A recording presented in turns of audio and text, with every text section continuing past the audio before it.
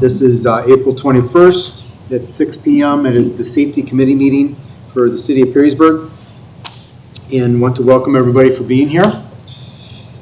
And we're going to start off with citizen concerns. If you would just come to the podium, provide us your name and address and your concern.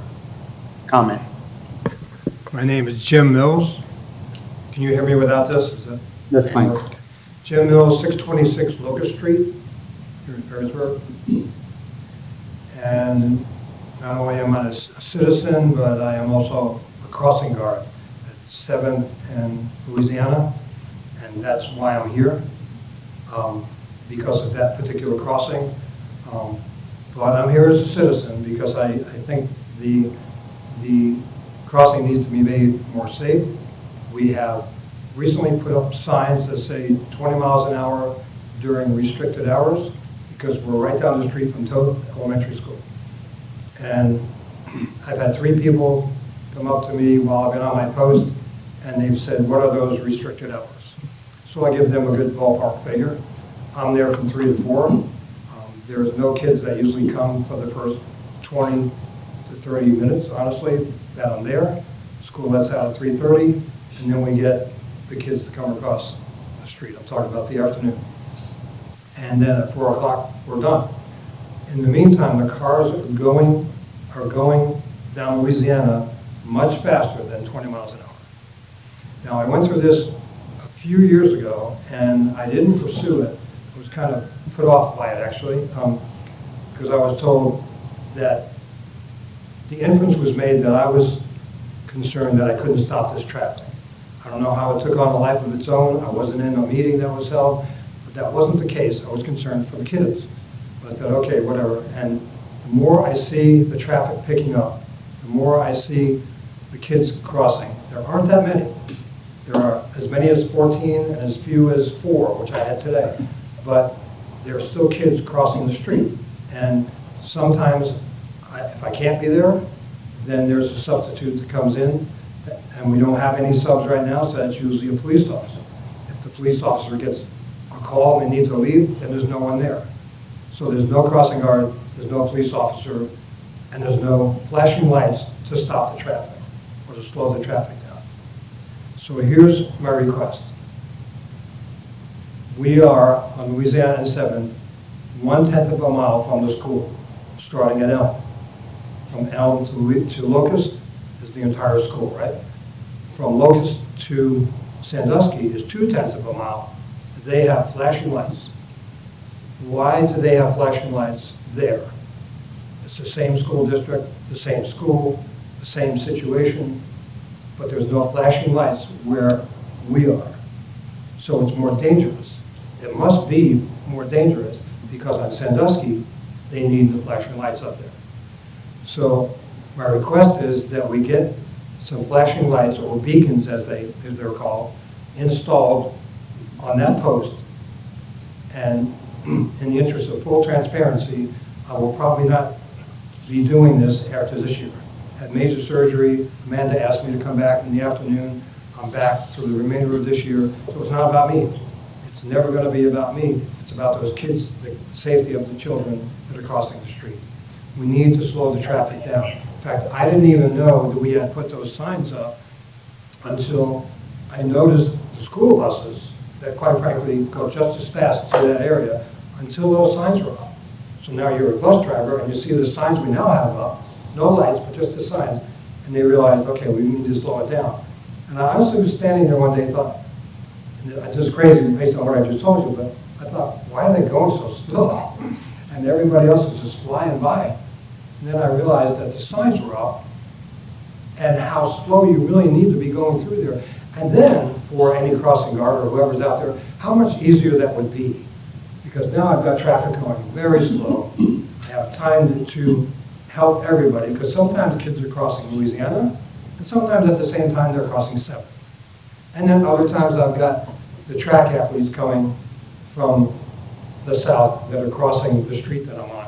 Now, yes, they have to cross all the other streets, but on that particular street, 7, that's where the majority of the traffic is coming for about 10 minutes. And they've got to cross that street, so I've got to be there for them. So I've got to be in 3 different places, which is hard when the traffic is going 50, 60 miles an hour instead of 20. So I want to follow this up with whatever you decide to do, because I don't want to let it go. I want to see what the answer is for Sandusky having the lights and Louisiana not having lights. Does that make sense?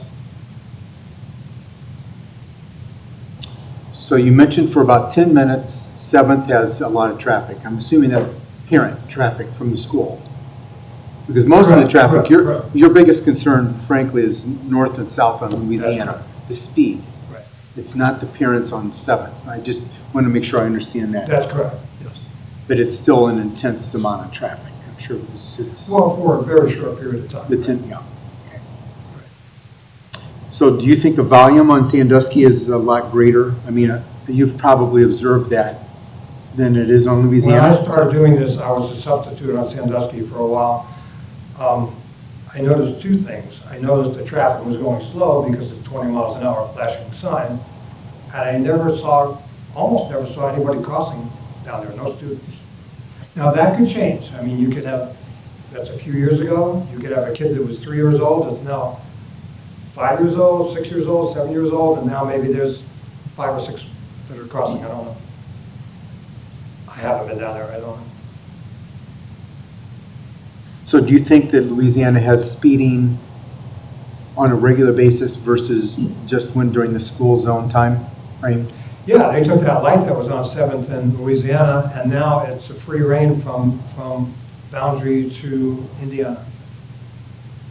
Maybe that's why they have no lights, because they had a traffic light, and they never got around to investigating what taking that light out would do. And I don't and Bridget, I'm going to let you speak to this, but I remember when that light came out, I don't think it was warranted, the traffic light. And then they took away everything. And then these signs went back up just in the last year or so. Can I speak on it? Yeah, certainly. Okay. Yeah, this has been kind of my pet project since a year ago, that when Jim and I use this intersection all the time, mostly in the mornings, that we take our grandkids there, and I've noticed,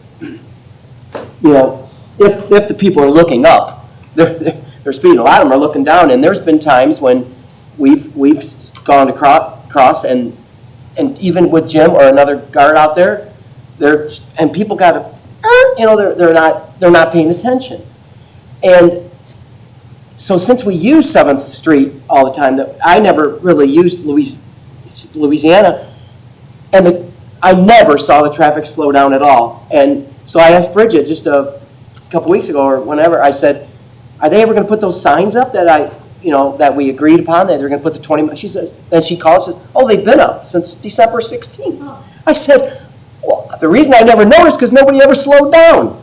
Because I'm coming down 7th Street, I've never seen anybody 20 miles an hour there in the mornings.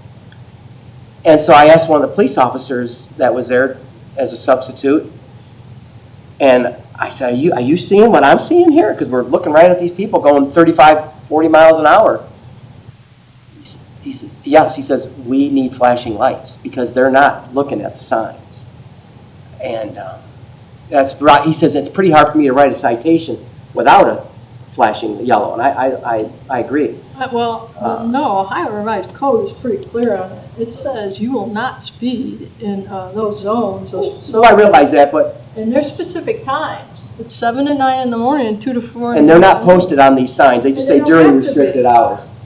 But because Ohio Revised Code would... My point here, Jan, is that people are not looking at the sign. They're not noticing the signs. They're new, and I don't think the city's done anything to even really announce that they're there. We haven't really, our PIO probably hasn't, we didn't have a PIO when they first went up, so we didn't really get it out there that these signs are out. But what I'm saying is he's noticing that the people just aren't seeing these signs. They're not slowing down. I wonder if they would put an officer out there. And the officer that's doing the crossing guards, he certainly can't stop what he's doing and go chase somebody down. No, I wonder if they have an officer just randomly start enforcing it like they did that sign on Mr. Friesen, where do we get out? Or we could put some flashing lights. Yeah, that's So true. if you're willing to do something else like that, now you're adding an expense. Is the Yes. expense Well, the problem? you're still adding an expense with flashing light. No, I'm not. I'm going there. Is Yeah. that the problem? Because if you buy those flashing lights, they're gonna be about $2,000 a sign. And Done. electric, I don't know, for the. Solar, they're solar. Are they? I've seen, they have them. Are they solar battery They're backup? solar on 7th They're Street. solar on Seventh, yeah. Yeah, they're solar on 7th. Are they solar or are they solar battery backup? I don't know. I'm just, So some are hardwired. Yeah, some are hardwired. That's the point I'm trying to make. Some are hardwired. okay. I'm not objecting to the No, the cost. point I'm making, how do we put a cost on? I'm not, that's not where I'm going with that. That's not at all. But what I'm suggesting is in the meantime, why not do that? That's all I'm saying. So I guess I'm just gonna ask Bridget, what is the plan? What was the plan? Because we went from having nothing there to these signs. Was this a test? It was not a test. Okay, So the goal, as Mr. Weber stated, was he requested us to go through the process with ODOT to request signs to go up as a school zone that's not technically a school zone. So we had to get special permission from ODOT to put those signs up when they're not adjacent to a school. So they allowed us to do that. So that is what we did last December after we got permission through ODOT to do that. Now, the city, because myself as the safety director, makes that determination on the sign, which that goes on roadways, that is enforceable by police division. We have not had a conversation with flashing lights because I can tell you, based on my current and past experience, when we put up the much requested flashing lights on Cherry Street and Front Street, nobody stops at those lights. Nobody stops at those lights to let somebody cross at that crosswalk. We have flashing lights up, we have bright signage, we have everything, and we still get complaints from the people who live right there by Cherry and Front that they can still not cross Louisiana Avenue, Front Street. So we haven't considered putting up flashing lights because we have experience with those flashing lights on roadways that are 35 miles an hour. It doesn't mean we couldn't consider it and check into not just the cost, but the installation, the power, as you mentioned, Mr. Attorney. But I would also want my engineers and my police chief to be part of that conversation, because if people are looking at their phones and not the roadway, no amount of flashing lights is going to stop them from looking at their phone. That's just the reality. With all due respect, the lights you're talking about by the park, by the river, right?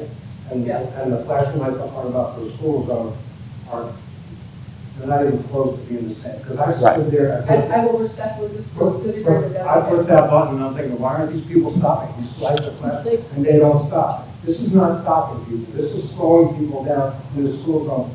We are adjusted. I'll be in a whole different neighborhood. I'll be out in Fremont and I'll be flying, probably going too fast. And I'll see those flashing lights and I'm going, I gotta slow down. I'm not supposed to stop. I'm supposed to slow down. So they're telling me it's a school zone. I'm going to slow down. I understand what The you're saying. other lights are these little things that I'm thinking, what's here? There's nothing here. As far as being adjacent to a school zone, Sandusky's further away than Louisiana. I'm not sure what your statement is with that. You were saying that you had to get permission Correct. to put these signs up on Yes. Louisiana Correct. because it's not adjacent to a school. Correct. But it's closer than Sandusky. It does not matter to ODOT. Oh, that doesn't matter to you right now. It's Well, closer. it's ODOT's road. It's ODOT's road. So you So what can we do about it? we got permission for signage. That's the permission we received. What can we do about the next step? I can look into it with the police chief and the city engineer, but there is no guarantees. So no one's gonna ask for I'm sorry to take up all the time, guys, I thought I'd just do that. But no one's gonna ask for an explanation as to this Sandusky, I am. Louisiana. I'm going to ask for that Yeah, I mean, because I don't understand it. because I don't want you to accept that because it doesn't I'm not make saying sense. there's anything to accept, but this is the first time I'm hearing this. Okay. I've not heard it from the police chief, if you've talked to the police chief or not, I'm not aware of that. If you've not talked to the city engineer, I'm not aware of that either. This is the first time I'm hearing this. So this is all news to me. Okay. Yeah, that's why I wanted to start. And that decision is made by me, so I'm hearing it for the first time. Okay, I didn't know I was supposed to come to you. I didn't say you were supposed to, I'm just saying I'm hearing it for the first time. First time I'm hearing it.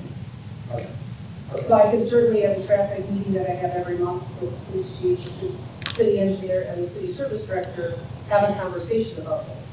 But just because Sandusky is one way doesn't mean that everything is the way that Sandusky is. We also are going through the process of trying to get a grant, as council members may recall, to do a school travel plan update from 2009. That's where we have a consultant come in and they look at all the routes to the schools, all the signalization that is up, all the signage that is up, all the speed limits, and they provide recommendations back to the city with input from the schools and the public and develop a plan for us and the schools. And what is that? So we haven't heard back from our grant application yet. We expect any time. And then we have a consultant on board that can do that process and do that work and give us a report. Yeah. So that would all be part of that school travel plan. And ODOT will actually give you money. Correct. If we have a school travel plan, then we can apply for other funding through safe Exactly. routes to schools because we have a plan in place. So if this plan indicates that, and I'm not saying Because that, the current plan does not which indicate demographics that there has would be any changed, signage there. and demographics has changed since that current. And that's not the only location that doesn't have flashing lights near a school. There is at least one other one, I think by Frank, that does not have, along one of the tree streets, that does not have flashing lights either. Finley. So that's part of this whole process. So moving forward, this will be taken to the traffic Transit committee, yes, committee and then reviewed by you, the police chief, and the engineer, and the fire chief. the fire chief. And- We're also on the committee. But if there's agreement there that we need something, that's then taken to ODOT to ask for those or not? No, I don't believe, in this case, since we have permission for the sign, that they would not care if we put an array around it, so to speak, to make it flashing. But that's something that we would have to understand on the utility side of things, what's in the neighborhood, for power, I mean, there's power poles across there. Is it something that we stretch and hardwire? Is it something that is solar powered with a battery backup? So those are all things that will be taken into consideration, and we want to make sure that our school travel plan would be, speak to that as well, to confirm that necessity, to standardize across the city, because we're currently not standardized, which was one of the reasons that we wanted to update the school travel. So the response time to this in terms of feedback to the committee would be approximately, is it a month or two? As I can ask our engineer when we should expect to hear anything back on our grant application to ODOT, and that would set the timing Okay. of a response. That would be the key to understand where we're going to get awarded that grant. And it is for this year, so the work will be done this year. But we would have to get a consultant on board, and we would probably have to come back through the safety committee to award that. I think it might be over $25,000.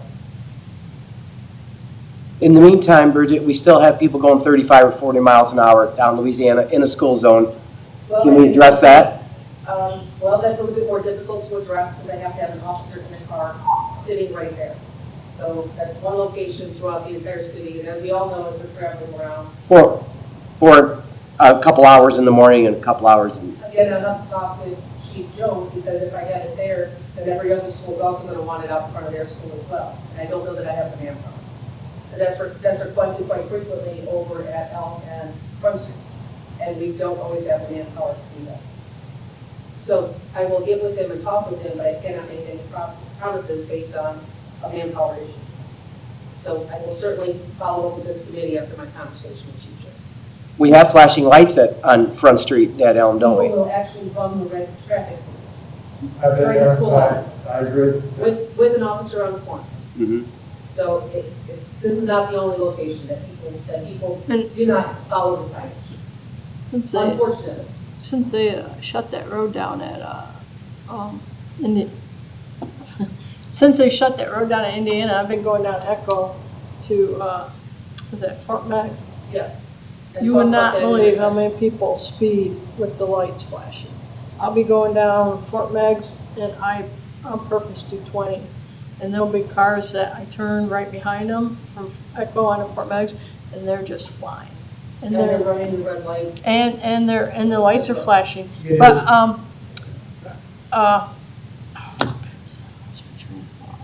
oh, what about adding, and I'm surprised we didn't do this, because I've seen it on signs for school zones that say,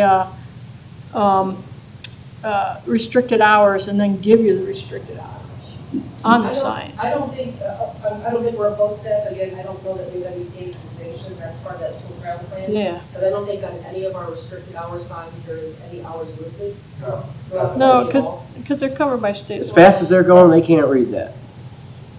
But They're not covered. even looking at the sign, much less reading the hours. It's a question on your driver's license. Louisiana's bad. I remember that, there's 2 schools. It is a question on the test, when I took the test. Right, I I remember it, that's how. But we all have to recognize that it's not just this location.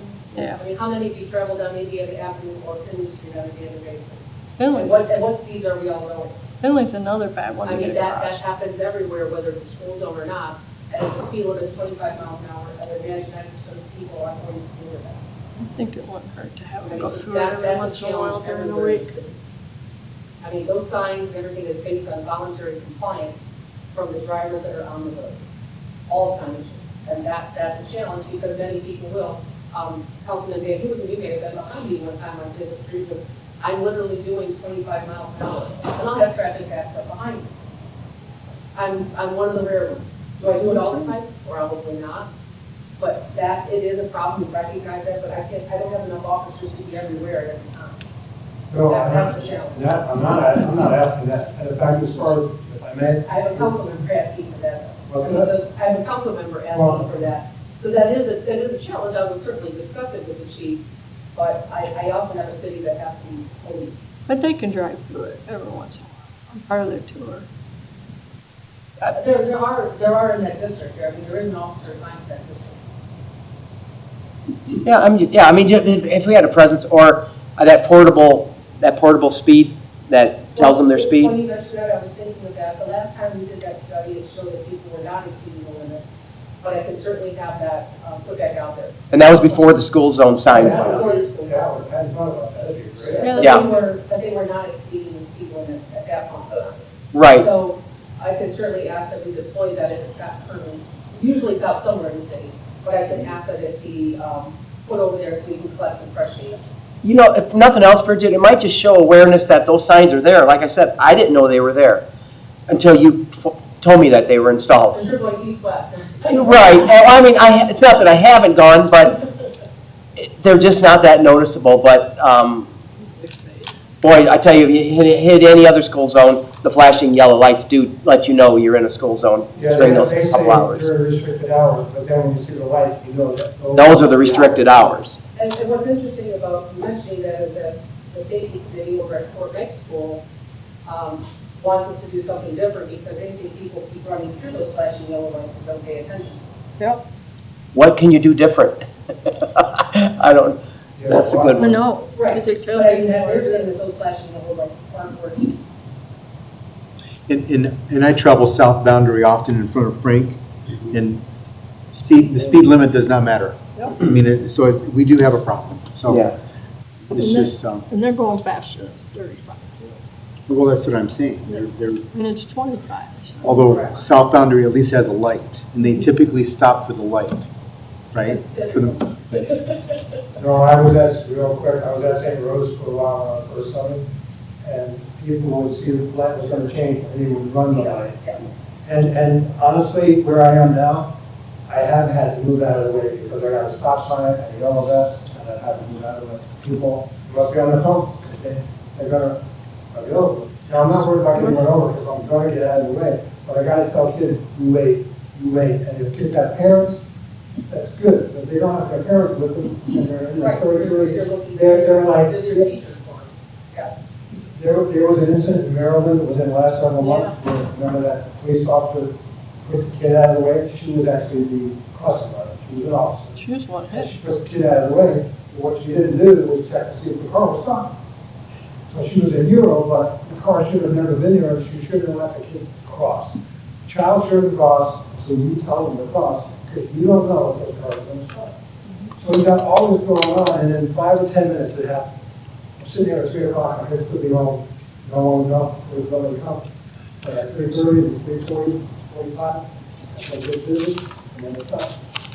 so It's just that critical time. But one life, I mean, you can do. Mr. Mills, we appreciate you bringing this before us, and it's definitely on our radar. even though Mark had brought that, no pun intended. Yeah. But Mark had already brought it to our attention, but we will continue to pay attention to it and look forward to reports back from the traffic I engineer. appreciate you here, yeah. Absolutely. Thanks for showing up. Before you go, I personally want to thank the crossing guards on that Louisiana and 7th, because I'll jog down there in the morning and they'll actually stop traffic for me, so thank you. It's probably, yeah. Oh, well, I don't do it anymore, but yeah. This is, I do this, I've been running down in that area for quite a while, over 5 years. Oh, yeah, we stop traffic for everybody. They do, and I appreciate it, so thank you. And thanks for the time, thanks for taking the time to Yeah. come in here tonight as a concerned citizen, because Thanks for nothing's listening. more important than those kids. Because we appreciate it. Thank you. Hope I didn't get too aggressive. Not at all. We'll take your kind anytime. Thank you. Thank you. All right. Are there any objections to the previous month's minutes? No. They will No stand. objections. They are then approved. Presentation on the fire EMS call service data. Ada, we have Mr. Joe Fralick here, one of our part-pays, all the volunteers. Just because I don't really want to just keep it separate for part-timers.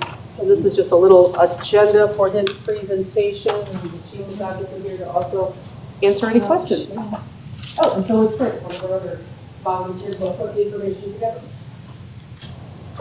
I guess I can go through it online here. That's Good evening, Mr. Weber, Mr. Van Duzen, Mr. Attorney. Appreciate your time. What I want to do is quickly go over just a brief overview of what I'm going to show you, and then follow that into the actual data itself. The presenters this evening is myself, Joe Fralick, and Fritz Grossman. We're both belong as part-paid members. I joined the department in early 1988. Fritz joined the department in 1982. I'm a retiree of Marathon Petroleum, and Chris is a retiree of Sunwell or Sunoco. So that's a little background of us first. Now, the presentation itself. What prompted this presentation? Councilman Mark Weber sent an email over to our chief to better understand the term data mining, which was mentioned in the city council meeting of April 5th when Mike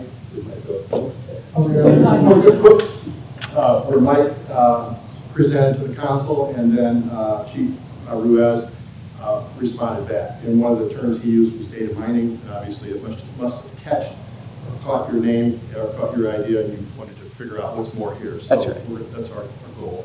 So what prompted data mining for Perrysburg Fire Division?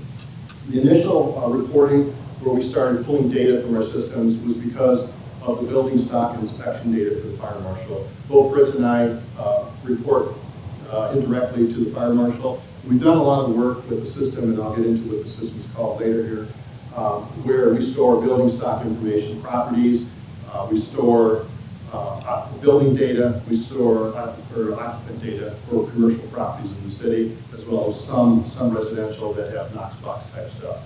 So what he wanted at the time was some building stock information, like where these buildings at, and some general information about, where the FDC or the fire department connection is, where Knox boxes are stored. So we've been working on that for the last year and a half, 2 years. What does data mining do for us? Data mining for the fire and EMS data allows the fire department to focus, in this case, when we were working with Fire Marshal Aaron, on risk reduction programs, education programs, and fire and EMS training, where we could focus our training. So that was the reason behind starting to do the data mining initially. Once we started using the ESO system to store run data, and also back in 2019 when we started looking at the accreditation program, we thought this would be a good place where we could actually pull data for run data for the accreditation process. So that came as a secondary mechanism for why we want to do data mining. Next bullet item, source of the data being mined. Where is this data coming from?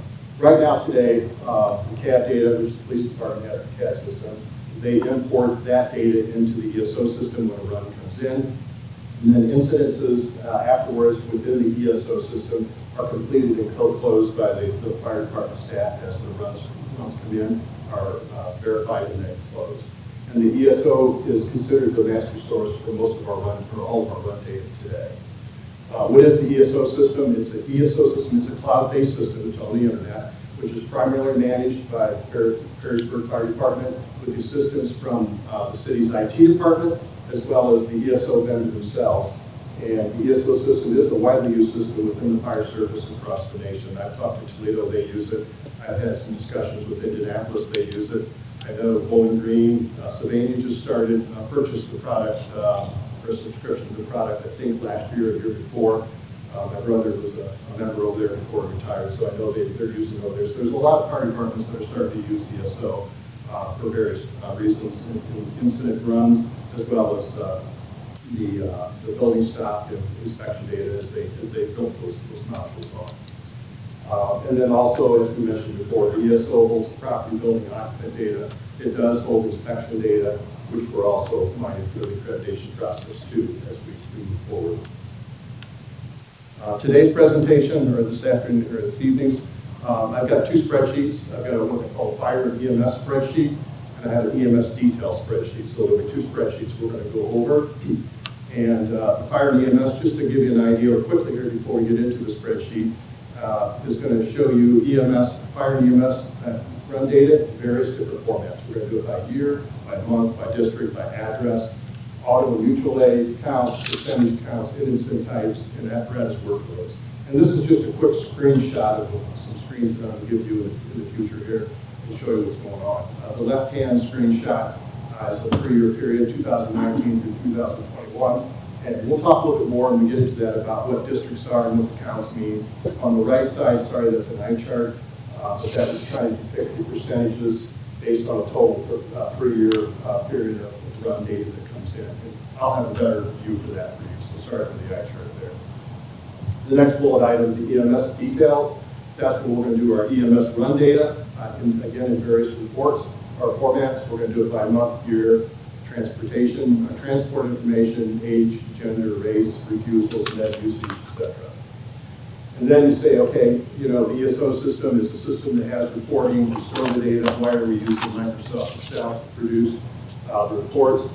Well, ESO lacks a lot of robustity in the reporting system, and allows me, or the department here, to personalize the data to more of what we want to see from the Perrysburg Fire Division versus the general reports that the ESO system has. Plus, a lot of this reporting that ESO has, although it does a decent job, it's a lot easier to do it with Microsoft Excel and spreadsheets and pivot tables to get the data I want and look at it through a graphical representation. And again, like I said before, there's other departments that are also using Excel. We had a meeting probably about a month ago with Orange Technical College, and there was a lot of departments there. Toledo, Indianapolis was there, Bowling Green was there, a number of them. And they're all starting to use Microsoft Excel instead of the ESO CAN reports because they feel it's a little bit better to show their run data in a little better format, more personalized format.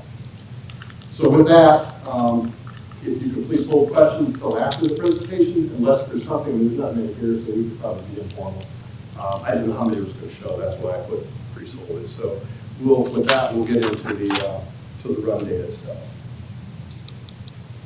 And I'm going to start off with the fire and EMS. What I have here, and I'm going to start off with some tables here that we'll use later on. These are, what I've done is I've created some tables. These are all of our incident codes that we code in ESO, the different types of fires. These are tables that I put together, as well as then one other thing I want to bring to your attention is a little bit later on I've got a tab that kind of shows high risk areas. So what I've done is I've created a senior care table, a senior living table, a school table, and a subsidized living table. And I put the addresses and a description of what those sites are so that I can pull run data from ESO and I can categorize it based on the senior care, senior living, and senior care is more of the nursing homes. Senior living is more like assisted living or living on your own. Schools and subsidized living, which kind of is more what we felt is more a little high risk in the city when we go on runs. So with those, I can actually produce some numbers, and there's a tab as I get down here later that will have those numbers, and we can go back and reference these if we want to. Make sense so far? Okay. Yes. So with that ESO data, this is actually, I just want to show you the raw data the spreadsheet that I pull from ESO, all the run information, apparatus times that they get on scene, the first unit on scene, arrival times, the incident type code, district station shift, alarm. There's a lot of information that, the truck that came up there's a lot of information that I pull from ESO in raw data. Then I take that raw data and I produce a report. And so now what we're going to do is get into the pivot tables from the raw data that I get here. So for a 3-year period, what I'm going to show you in 2019, the first run came in on the first that day at 45 minutes into the new year. And the last run that came in was around 6 o'clock on the 31st. And so each one of these shows me the beginning and ending. So I know the content of this report, the content of what all these tables are going to show, is basically going to be from the 1st of January of 2019 through December 31st at 23:57, which is the last run that came in that date. One other thing to mention, within the ESO and the CAD system, when a run comes in, there's a sequential number that's assigned to each incident that comes in. And so every time an incident comes in, the incident number gets incremented by 1, and then it goes all the way through. What we found is during the year, let's just say at the end of 2021, I don't remember what the last run number was. Let's say the incident number was 2,800, okay? Well, actually, that's not the total number of runs that we had that year, because there's gaps in the run numbers. So we had 30 gaps in the run numbers. So in 2021, if hypothetically the run number was 2,800, you've got to subtract 30 from that because of the gaps in the incident numbers that came around. And help me out, Chief, the incident numbers, the gaps are primarily they open and close the cab without submitting it. Help me out with Right. Sometimes when we get a run number from dispatch, it gets assigned a number, and sometimes they delete it right away and add another number. It's going to be sequential. So sometimes it's a mistake, sometimes it gets deleted, but the numbers are continually sequenced down. So when he pulls that data from our reporting systems, he sees that there's nothing there. So it was either deleted from dispatch or mistakenly activated and then eliminated, and then the next number comes up, which is an actual call. So that he's calling those gaps. So let me give you an example here real quick. I can scan down. There's one right here. So here's the gap. So if you look at the incident numbers, we went from incident number 2119, 342 to 344. So 343 was missed. So there was one gap there. So all I did is went through, looked for gaps in the incident numbers that comes from ESO, and I mark them, and then I total these up so I can see how many gaps there are. So when we look at run data and we report run data, just for you, so that you know, the last incident number that's actually shown, there is gaps in it. So no big deal. Just want to make sure that you've seen that if someone would bring that up. So what we're going to do now is get into one of the first pivot tables that I have here. And what I've done in this particular pivot table is I've created 4 what we call core program areas. And I got these from the accreditation process. For most people that go through the process, they break your environment down into 4 areas. So we have EMS as a core area, fire as a core area, hazardous condition as a core area, and technical response as a core area. Then what I did is I took the raw data and then I did an incident count over and this is a 3-year period, and this 3-year period includes all incidents, including incidents that are outside of the city of Perrysburg. When we go help Perrysburg Township or we help Maumee, those numbers are also included in here. So if you look at it from a core program area over a 3-year period, 82% of our, a little over 80% of our runs are EMS related. It's almost 16% are fire related. Hazard conditions is a little over 1.5%, and technical rescues is 0.5% over a 3-year period from the total. And these percentages basically takes the percentage of this incident count against the grand total of runs over a 3-year period. Make sense? Yes. So just for an instance, if I take the city, and let's just say that all I want to see is city incidences only, so city instances. So I can do a filter and say, give me only city instances. And if I do that, the numbers change a little bit. Now it's 83% in the city because we do help out the township, and there's other runs included. So the numbers will change based on if you're in the city of Perrysburg or if we're helping the city, the non-city. Now, what I can do also is I can break these down. When you see 82% of the total, if I break this down, I can break it down further, and now this is going to get a little messy over here because the chart, because it tries to graph everything. There's 3 different EMS incident codes that our folks can use. EMS is 81% now, and then these 2. And I'm guessing what it is I don't, and to be honest with you, I don't know what rescue, EMS other, and medical assist is, but over a 3-year period, we didn't have that many. So I don't know if this is a quality assurance issue that, they coded it this way, or it was truly to be coded that way. I don't know what would mean. That would be something that the chiefs and the full-time guys would have to take and take a look at it. But that's how I can break it down. Then I can take the EMS here and even break that down further.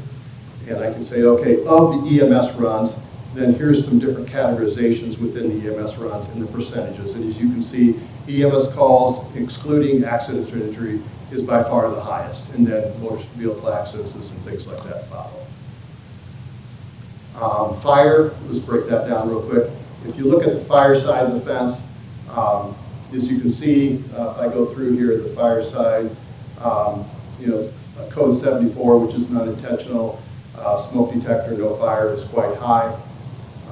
But it breaks it down by the different fire categories. And if I take structure fires and break that down even a little bit step further, we can even go into seeing what is a building, how many building fires did we have versus cooking fires versus incineration fires. So we can take those numbers with this and really break it down a lot more. I believe water rescues fall under technical rescues, so water and ice rescues. As you can see in technical rescues, that breaks it down by lock-in, search, and loss, extrications, water rescues, and this is our water rescues. So over a 3-year period, we had 21 water rescues. So anyways, that's what it is, and then I can also, with here, I can break it down by year if I wanted to do a filter, and I can say, give me just 2021 or 2019. I won't go into that tonight, but it is available to do that from those numbers. So with that said, now what we're going to do is go to the next tab. This tab, what I did is I wanted to kind of take a look at all of our runs and break it down not only by year, but by district. And are you familiar with districts within the fire division? If not, what it is the Perrysburg Fire Division has 2 fire stations. The downtown station is what we call District 38, and the other station is in District 39. And then the city, with the police department, when they get they have in the CAD system, when a call comes in, they know the address, and that address is in a district. And then when they call out that incident to the fire department, they'll say district or station 38, station 39, and they'll say this is the address because it's in their district. Okay. So if you look at the districts and kind of ignore this not coded right here. If you remember, we opened up Station 39 in April of 2019. So the first 4 months of that year, we never coded district because we only had one district, which is the station downtown here. But as you can see in the 2020 and 2021, that was corrected because now we have districts.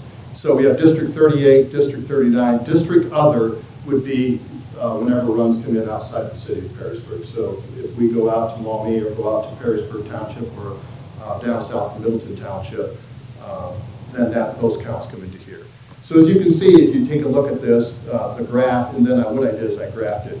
You can see in 2019, 2020, and 2021, one of the things that this really kind of showed me real quick is the disparity of the runs in one district versus another district. And District 38 being pretty much, I'm going to say the downtown area or more the old area of town, still has the highest number of runs. And then, what I can do later, we can break those down even further and say, okay, within District 38, who led the pack? Well, EMS led the pack. And then you can go down through, and I sorted them by count so we can see where a lot of our runs are and what they are. So we can start doing some studies with this data of what kind of runs we have, where do we need to put a lot of our efforts in. So with that in mind, this is by year. And then what I did is I created a report by month, and again, this is all 3 years. So as you can see, over a 3-year period, October tends to be the busiest month for fire and EMS calls in the city of Perrysburg. And then what I'm going to do is go by week, and keep in mind, remember October. So I'm going to go by week, the day of week, over a 3-year period. Pretty much Fridays is the busiest day over a 3-year period. I mean, Mondays is close, but Fridays by far in a 3-year period lead the pack. And then if you go by hour over a 3-year period, looks like about 11 o'clock in the morning is usually one of the busier times. So you could take this over a 3-year trending and say, Fridays and October's run 11, expect some runs. You know, in general, looking at these numbers. That's So, interesting. and that's really interesting to take this and do the data analysis, because you can actually see where the data is and where the runs are coming at. Now, I can break that down later in some other tabs. I break about fire and EMS a little bit more in detail. So now what I want to do is show you, there's what we call incident codes within the ESO system. So every run that comes in is assigned an incident code, whether it's an EMS run, whether it's a fire run, what kind of runs they have. And so there's 9 incident codes, and then these get broke down by 2-digit codes and by 3-digit codes. So it really kind of gives you a more granular look of the different runs that we have. But if you look at it just from fire, and these are standard incident codes that are used across the fire service. Whoever uses the ESO system uses these codes. Again, technical rescue and EMS is right up there. Being EMS is the main thing. Fires, 2% of our runs over 3 years is fire related. So that kind of, and then I just tried to put a graph together to kind of a pie chart showing that out. And then what I did is I said, okay, now that we know that EMS is, and we kind of all knew that, you know, we without these charts that EMS kind of leads the pack. And I thought, well, then I'll take the incidents and I'll sort that down by the 2-digit incident code. And as you can see, EMS leads the pack. Second in the city is unintentional system detector operation. So as you can see, that's the breakdown over a 3-year period with the numbers we've got. And again, I can go by alarm year. I can break it down by fire incidents, by whether it's in the city or outside the city. This report, what I did is based on the different colors there's 3 years there, and we can actually see in a 3-year period where most of the runs occurred, whether it be District 38, 39, kind of similar to the previous chart that I had, but that was by the core program areas. This is by the 9 incident codes. So it kind of gives you an idea of where our runs are by year and by district. I don't mean to rush this, but I want to get through a lot of tabs here. Yeah. This screen I'm not going to spend a lot of time on. What I did is I just put together by month, and then I put all the different filters so that I can go through and I can say, you know, here's all the numbers. This was a 3-year period, everything. But if I want to take it down a little further, for example, and I'll just show you one example of what I can do, is I can take apparatus. And let's just say I want to see how busy engine 39 was over a 3-year period. So I'll turn everything off at engine 39.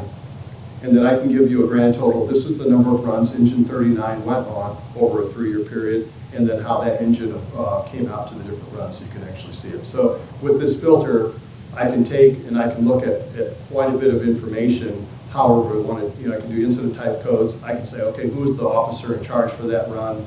First unit out, alarm type, the district, the shift it was on.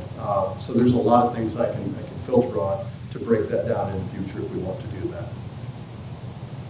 Then what I did is I took our addresses in the city, and I sorted them by the most. And the very first address, 12469, 5 Point, is St. Clair Commons. They have led the pack trend-wise for the last 3 years within the city of Perrysburg.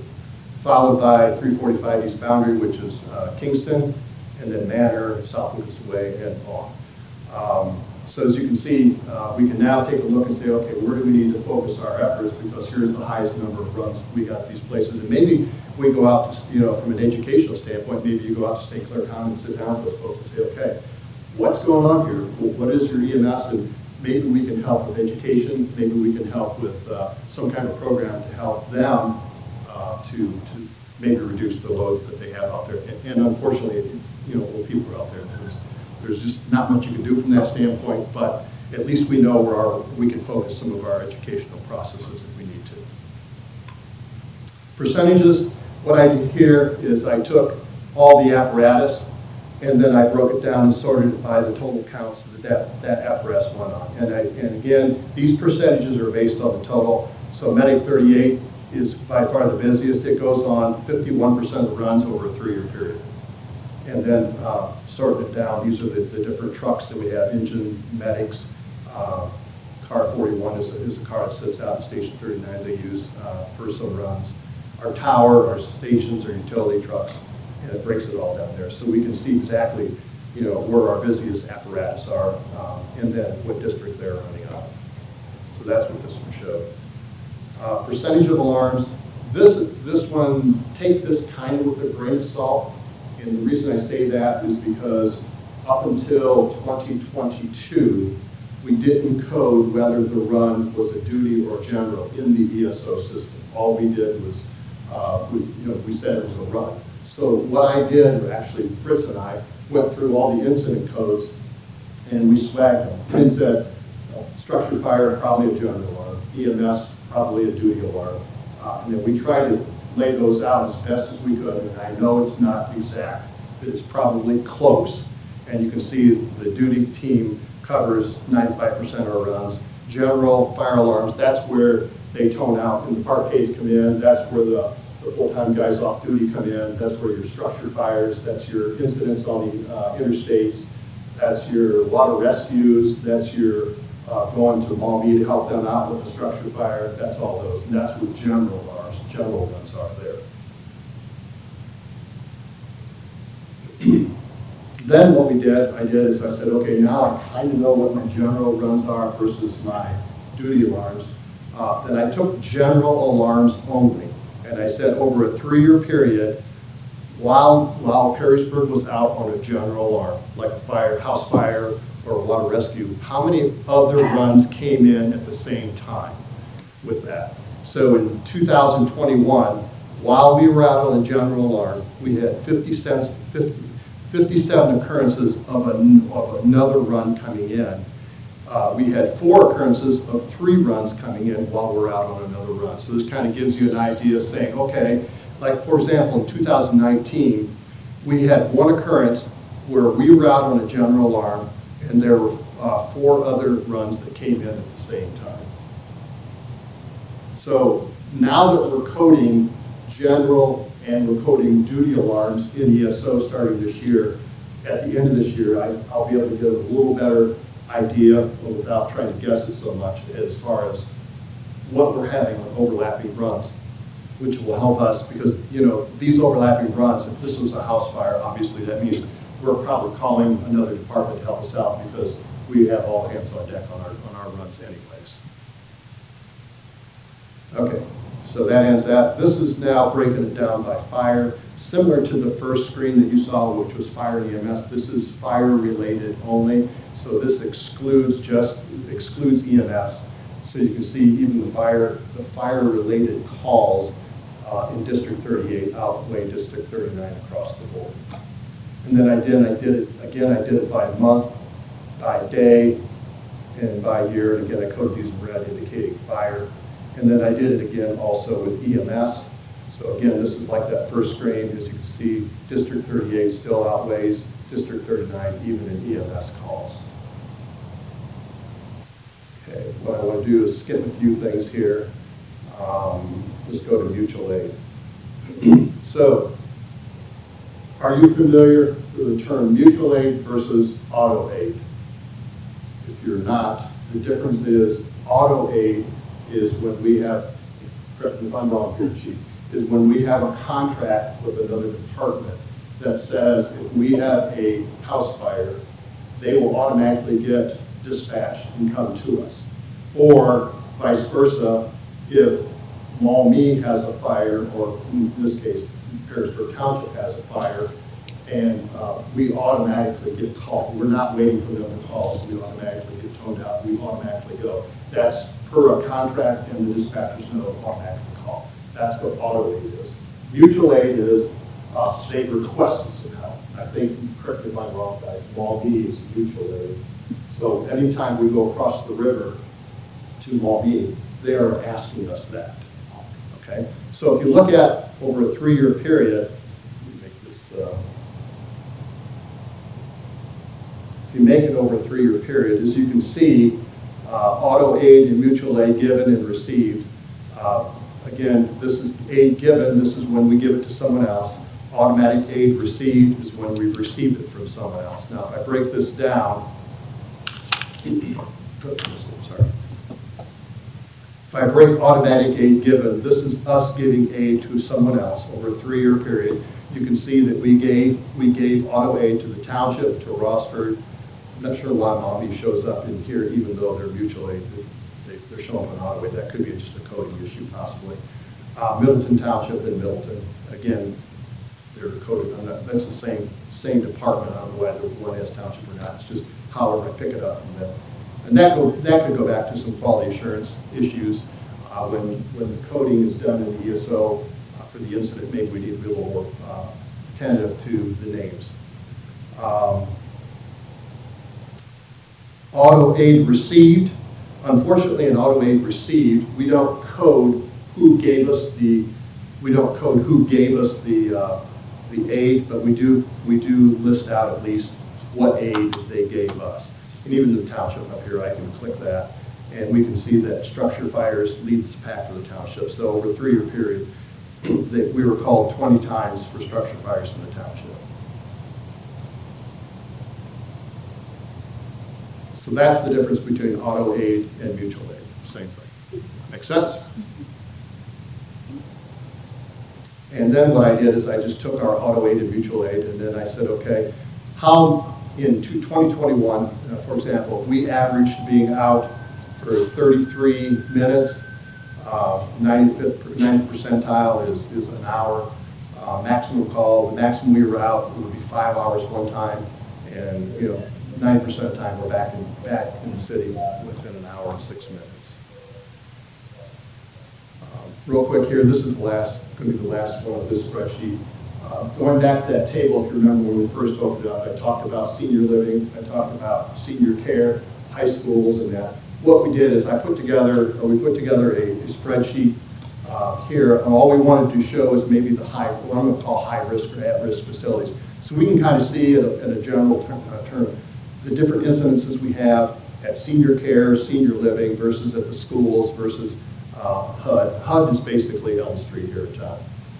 So it kind of gives you an idea of more high risk, and maybe from an education standpoint, now that we know where some of our high risk things are, what can we do to make that better in the department? So those are things we can use this data for to look at. Response times, I'm not going to get into the response times right now. There's a lot of response time information. We can always go over that later if we need to.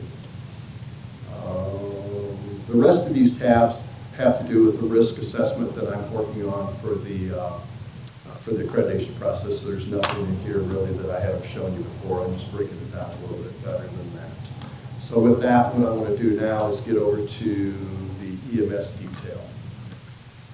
So EMS detail, this spreadsheet, I pulled the EMS data and I also pulled med data, and then I can break things down. Again, I've got the date range of all calls, and like the other report, I can break it down by the number of EMS calls by month, year, day, and week, and you saw all that already.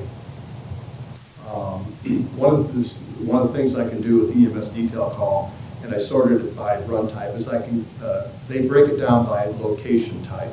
So I can break it down, I can say, okay, of the EMS runs we had, overall in a 3-year period, most were at home residences. Of those, 1,500 of them were ALS or advanced life support runs versus 1,000 of them were basic life support runs.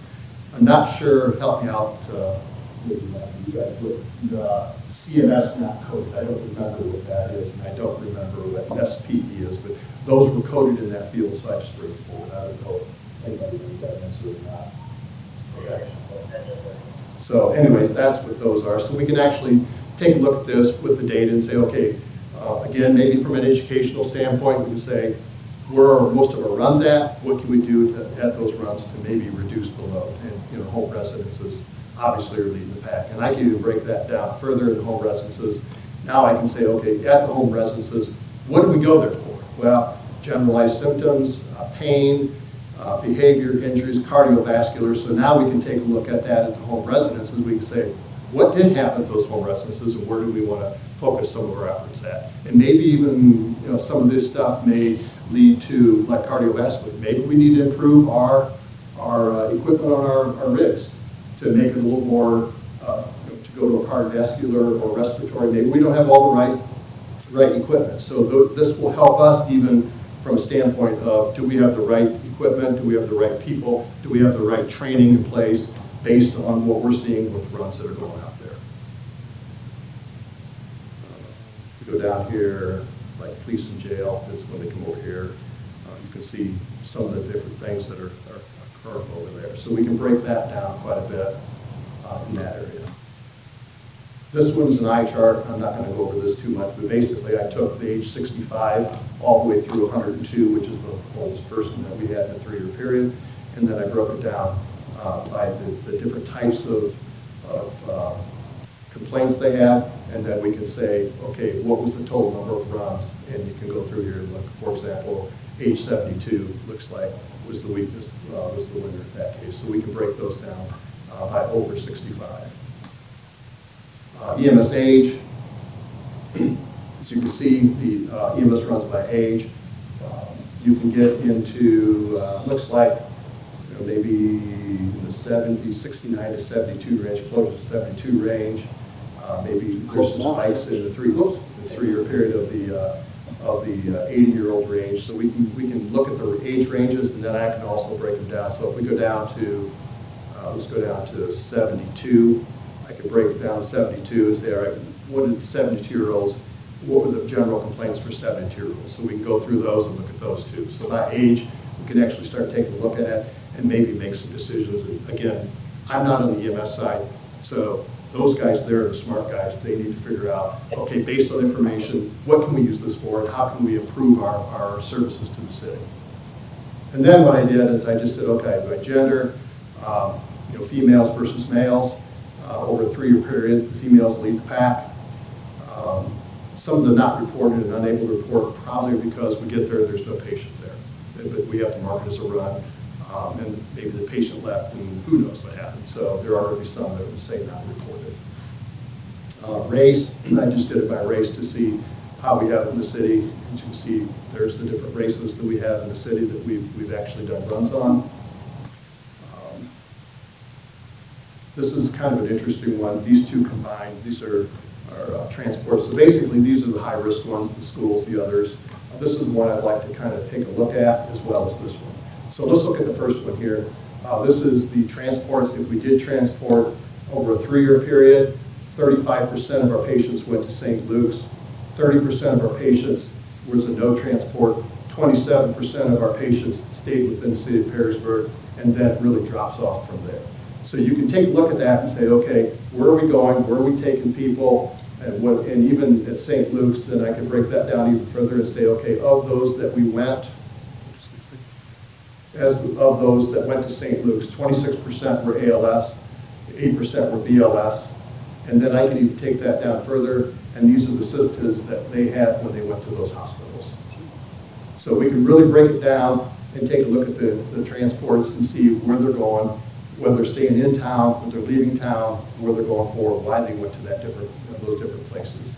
And then, again, the ALS versus BLS. This comes from a billing module within the ESO system, and I worked with Captain Tom Sampson on this to find that location. So once I had that, then I can report on advanced life support runs versus basic life support runs. And you can see 44% of our runs leave the pack are ALS runs. And then if I go to transport destinations, this is just a count over a 3-year period, similar to the other one, but it's just count with no percentages. So you can see where we're going, how many times we went to each one of those. Then what I did is I said, okay, there's a refusal section, and over a 3-year period, These are the different types of refusals we have against medical advice. Patient does not feel injured, someone who was left in the custody of the law. These are set values within ESO, and then these are the symptoms. So they can take a look at it and say, okay, from all the refusals we had, what kind of refusals we had. Now, what can they do with that data? I don't know. That's something that I'll let the smart people know. But all I know is this is what they show, and maybe they can use it or not, but at least we can report on it and possibly do something in the future. Ems Meds, what I did here is I said, okay, what are the top meds that are given on runs? And I sorted them by order. And this is the meds that were from the ESO system. And then also, based on the runs we had, how many times did they actually give a med versus not give a med? So they can go through and they can take a look at that. Again, I can break the Zofran down. That's how you pronounce it. I'm not sure what it is.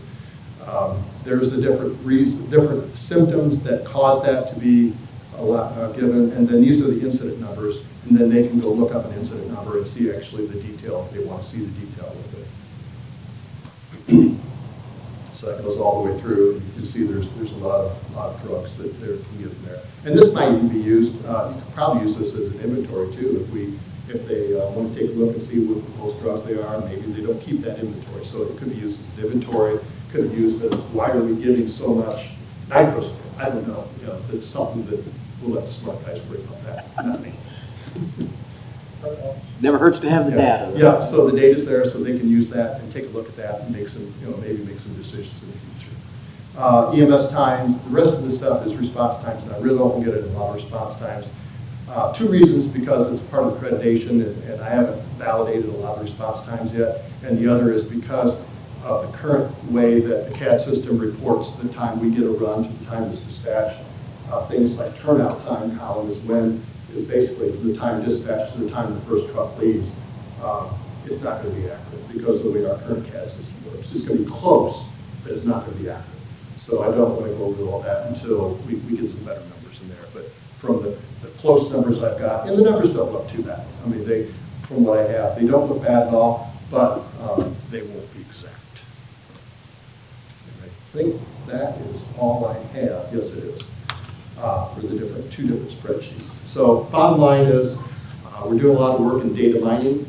This is exactly what when Mike talked and when Chief talked, what we talked about data mining and what we're doing over at the fire division to allow us to look at the data, see what's there, and how we can improve our environment.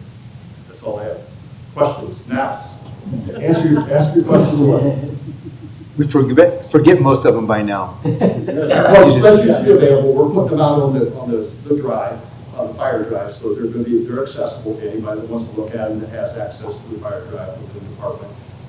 As far as sharing the data, besides that, I'll let that to Bridget and Chief. And what we can do, Chief and I can do is maybe pick some of these spreadsheets out and make copies of them, and then you guys can just look at them. Yeah, I sure like to study them a little more. I mean, you did a great That presentation. email you sent to Chief left me to read it. Yes. I think everything that you said in the email is somewhere in those. Yeah, oh, you know it. It certainly is, yeah. So I'll let you decide what you want, how you want it, and we can easily copy, screen share, screen copy, print, however you want to see it, and we can share those numbers.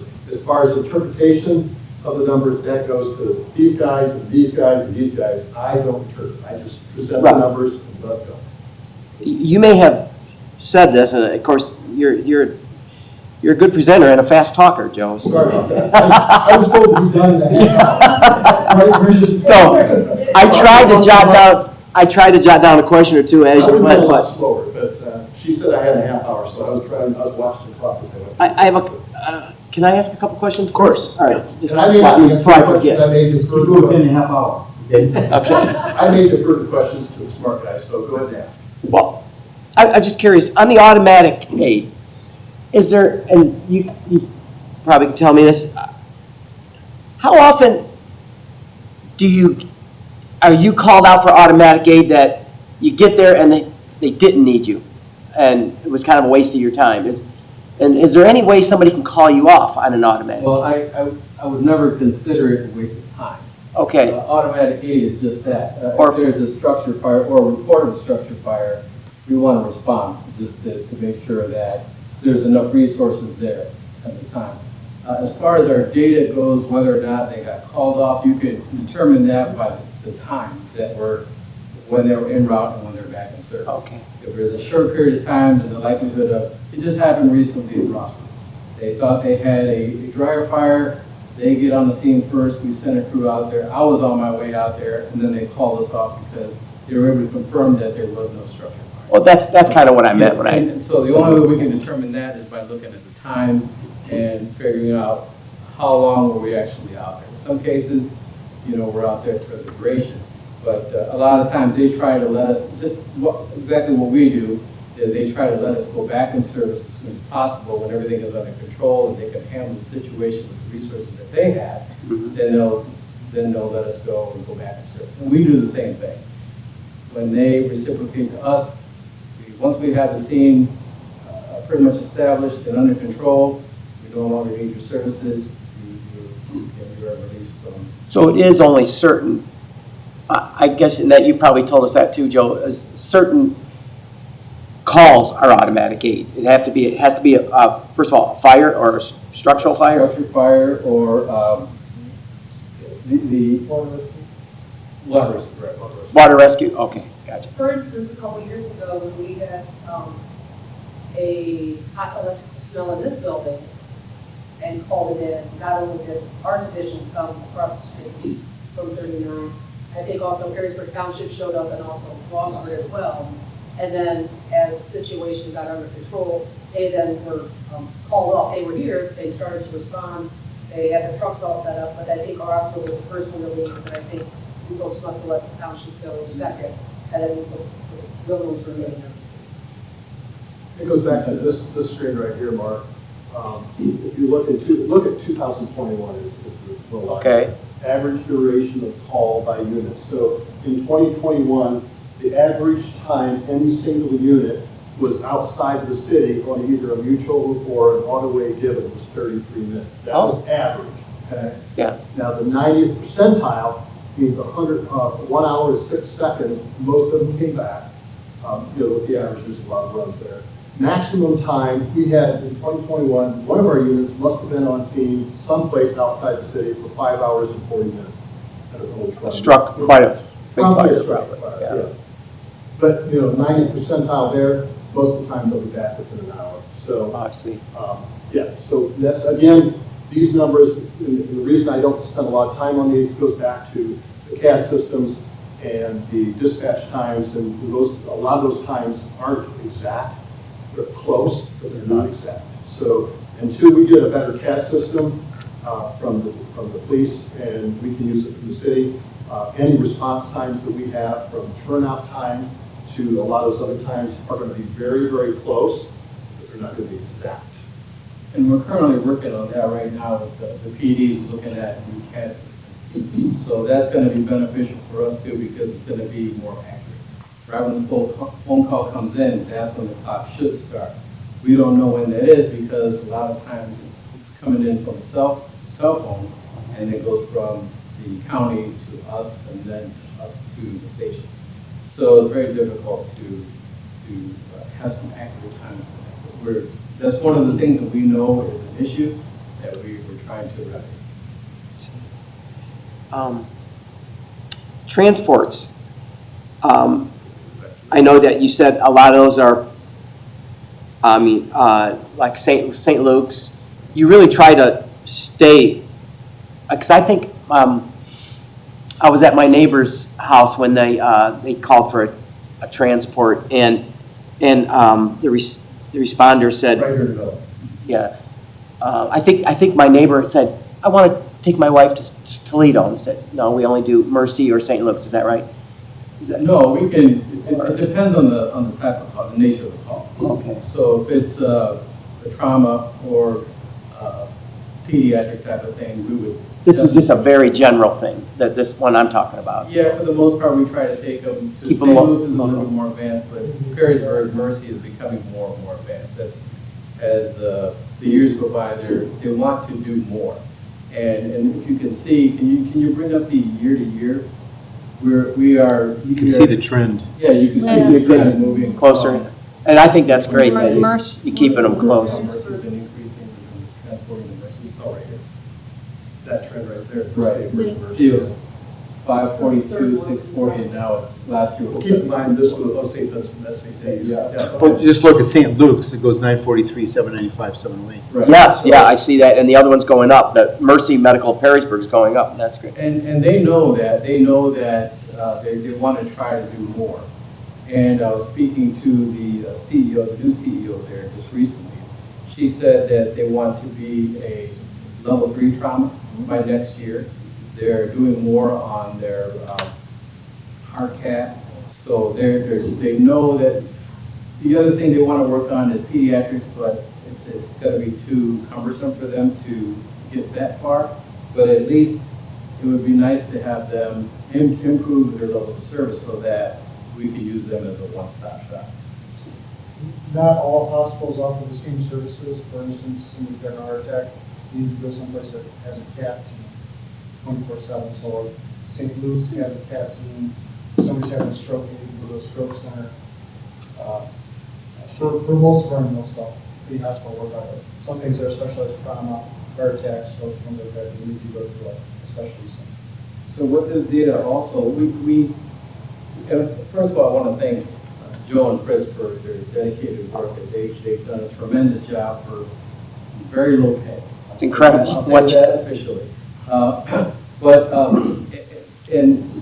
And I was recently at an excellence conference where we talked about the accreditation for fire departments. And all the vendors there was nobody else but the data mining folks. This is a trend that the fire service across the world are implementing so that we can provide a better level of service, not just efficiently, but effectively. So what he provided here was a tremendous amount of work. And at some point, we're going to have to invest in a system or create one that's going to be able to accommodate all this data. Because using an Excel spreadsheet, it could be overwhelming for the spreadsheet itself. So, and they know that, the data mining folks know that, and they're trying to come up with programs to meet those specific needs. All they had there were companies that sold products for IT products for data mining. So that's the trend. So what can we do with all this information? Well, we know for a fact that we've always had fire prevention. We've always had a fire prevention bureau, inspection team. That's working. You can see that we don't have that many fires. So that begs the question, if it works for fire, why aren't we doing that for EMS? What are we doing about EMS other than just responding to calls and transporting the patient? We can do a lot more to lower those numbers. Specifically, education and partnering with our regional partners. One of the things that we're doing, if you look at those stats again about where we're going, they're mostly in assisted living facilities and nursing homes. So what we're doing now is we're collaborating with those groups. We're meeting once a month to find out what can we do to help each other provide a better service. And anything from meeting the guys at the door when they arrive to having the paperwork ready so that they can attend to the patient and transport the patient quicker, to knowing exactly where the patient is located, because a lot of times their staff there has been temporary because of COVID, and they've been bringing in temporary staff and they don't know what the procedures are. So that can be very difficult when our crew gets there to transport that patient, to get that information and then transport the patient. So it takes up time. So that's one of the things we're trying to do. What else can we do? We can start working on education for prevention. Seniors are doing better. They are taking their medications, they're seeing their doctors, they're exercising, they're eating right, they're living longer. In a lot of cases, they're staying home longer, which is fantastic. We don't want to institutionalize everybody, but we want to encourage them to live longer. The problem is, when that happens, they're by themselves. And if they have a slip and fall, God forbid, it could be a potential death sentence if they break a hip. How are they contacting us? What are ways that we can collaborate with those companies that are going to be able to help? If someone gets injured and goes through rehab and wants to go back home, absolutely, we want that to happen too. What are some companies out there that are helping these folks? Checking up on them on a regular basis, making sure they're taking the medication, making sure they're eating right, making sure they have meals so that they can guarantee they're eating right, and making sure that they're going to see their doctors. There's companies out there that are doing it, and we should be partnering with them to make sure that these services are provided to these folks. We have to be careful because we don't want to serve one company and not another. We want to partner with everybody and see how we can collaborate together in order to better serve our citizens. That's what we're here for. We're here to serve the citizens, not just to transport. We want to be able to provide a certain level of service for their protection so that they can. Does any of your data show that on the transports, like how the average time that our units are out of service? There is numbers in there, yes, I didn't show those. Okay, all right. Just curious if you're tracking something like that.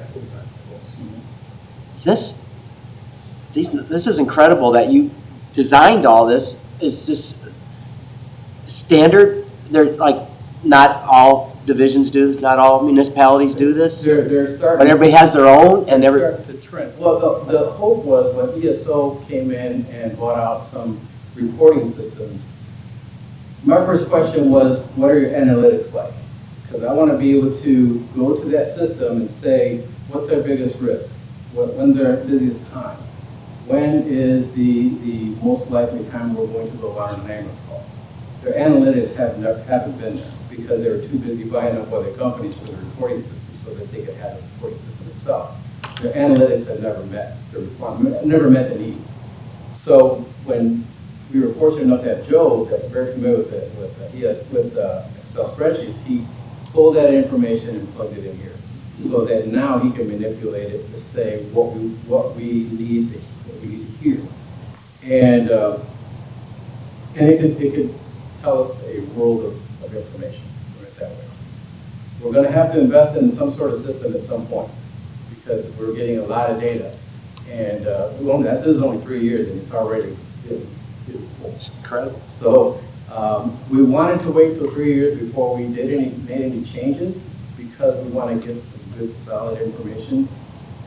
Some places wait they want 5 years of data to get a true indication of what's really happened. But we can see with just 3 years how it's already changing.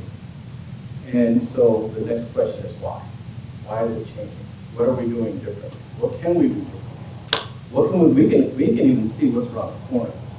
We start to see trends like what we're seeing there. Now we can kind of head it off and minimize that, or even eliminate it to a certain extent.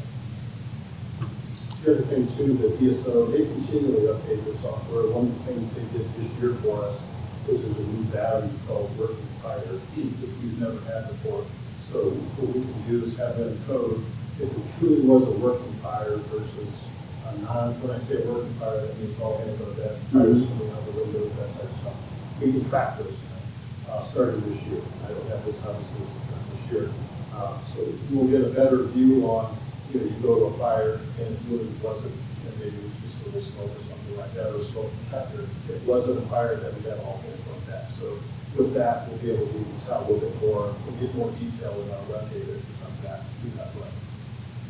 So, and the other thing, which Chief mentioned as far as the trending of the data, he's right, the Excel spreadsheet, they're not memory equipped, if you have a computer with not a lot of memory.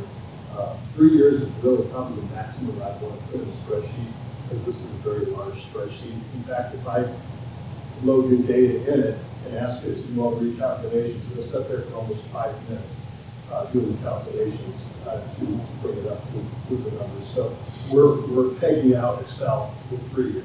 Well, So, that's because in part it's a kind of a little bit of a redundant system. You are taking the information you're getting from call sheets? I'm taking information from what we call the ESO system, which is a cloud-based system that retains all of our run data. And you're putting it in. See, I'm there's, extracting that out of that system. to me, that's a waste of time.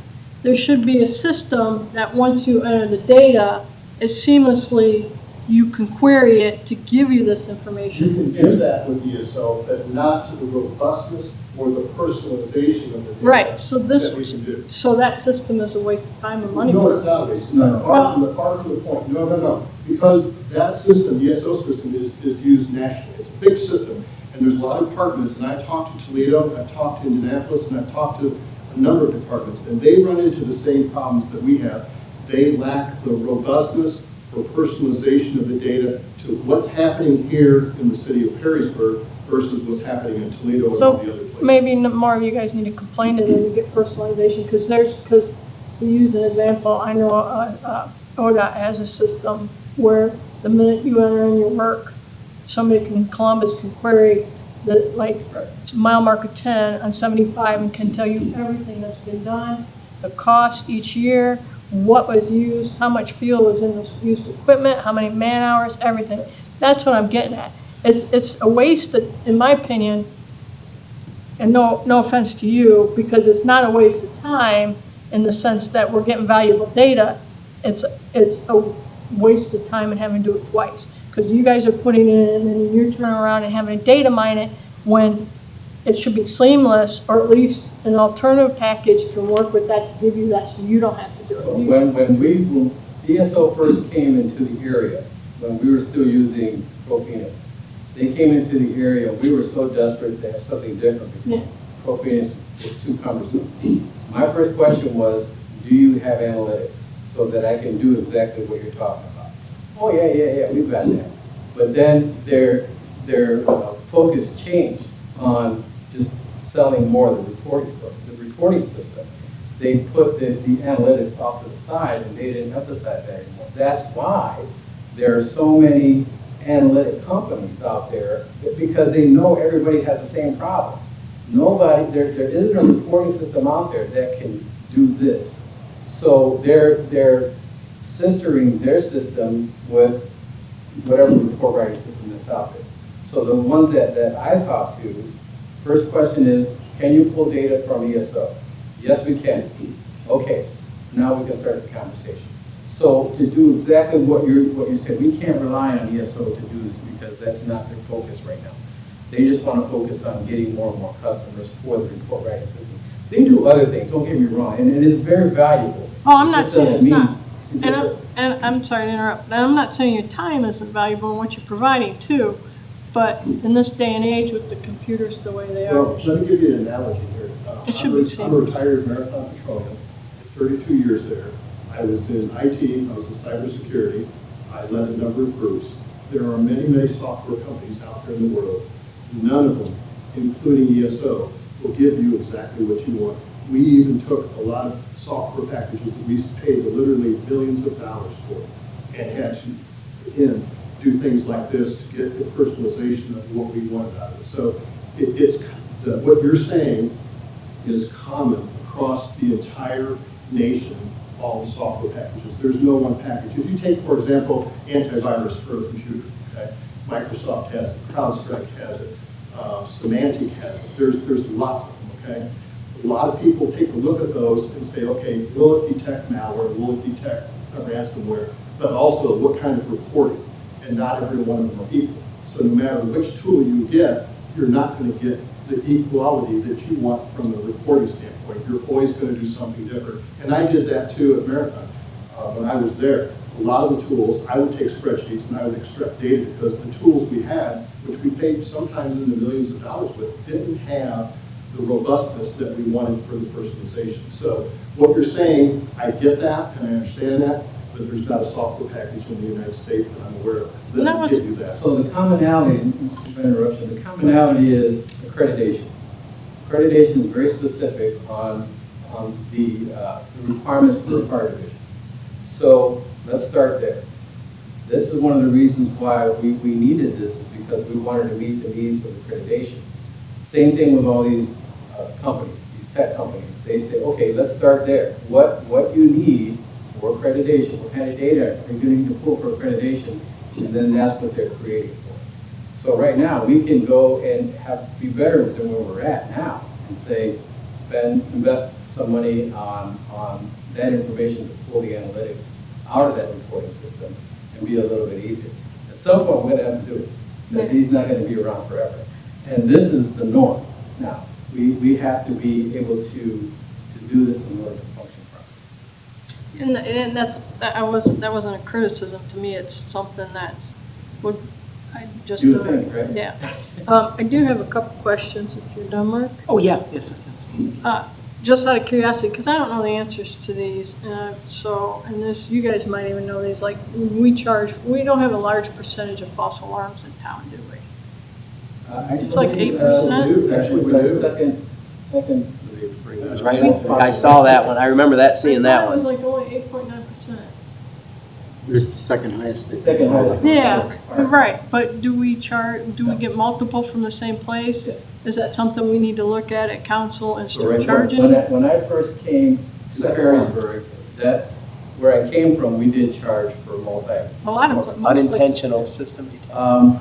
Chief Klein at the time said, there's no way we're gonna do that here. And one of the reasons was because we didn't want to charge, most of these facilities are nursing home facilities. And the other is because some of these facilities have multiple units. So your unit could be utilizing this service because you're burning popcorn in your Right. microwave. How am I going to charge the entire complex when it's just you? And if it's just you, how am I going to just charge you? It just seemed like it was going to be too much of a hassle to do that. And at the time, he assumed that it wasn't going to be something that council would approve. So we just go to these calls. I still ask the same thing. Why don't we have some sort of penalty? Or at least have the Fire Prevention Bureau go to them and say, look, you had 6 calls in the last 3 weeks. You're going to have to upgrade your system. You have to do something about your system that's going to lessen those calls. Because it's a waste of time and work and taking you guys out of service for something that you shouldn't be. And one of the other questions I had, I think you answered. So when you go out on a call, you code things in. You don't do it still paper, do you? Yep. That's good. I was afraid of the answer. And I'm sure you have you code it in and it goes in and it dumps it into the system and this is where you get your information from the system. Okay. And I noticed tech and EMS are still the largest percentage. Yes. Am I right?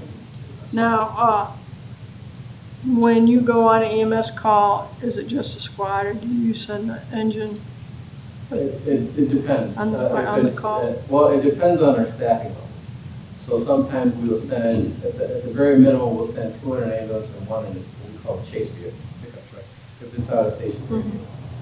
What we've always done was send a medic crew, ambulance crew, and an engine for support.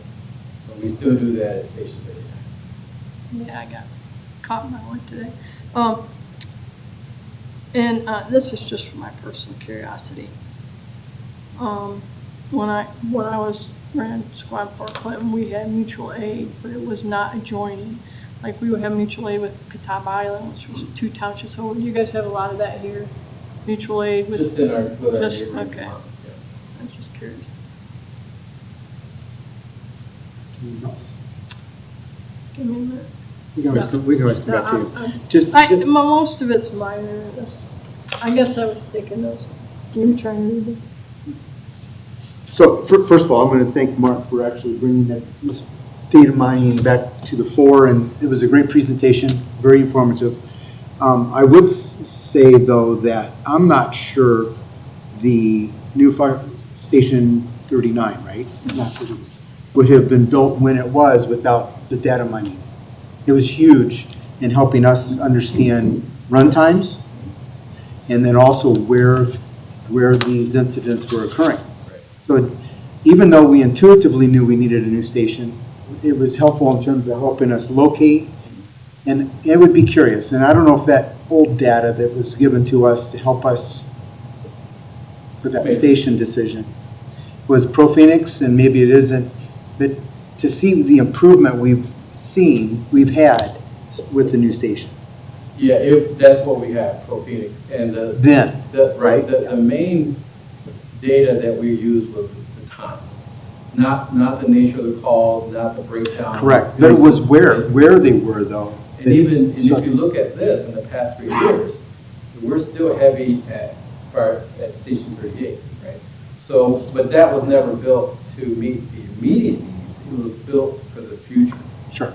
It has helped, obviously, yes. We've taken half of the calls that we're still doing at Station 38, but it's built for the future because that's what we're growing. That thing's supposed to be there for the next 75 years, so hopefully.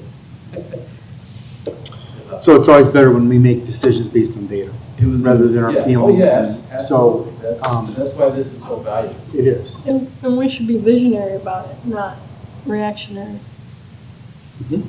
Which That's why we have great people analyzing it to help us make our decisions. And the other thing that's important, I want to make sure you understand this, is that we can't do this alone. We should gather partners from our community who have the same interests of taking care of our own here in Perrysburg.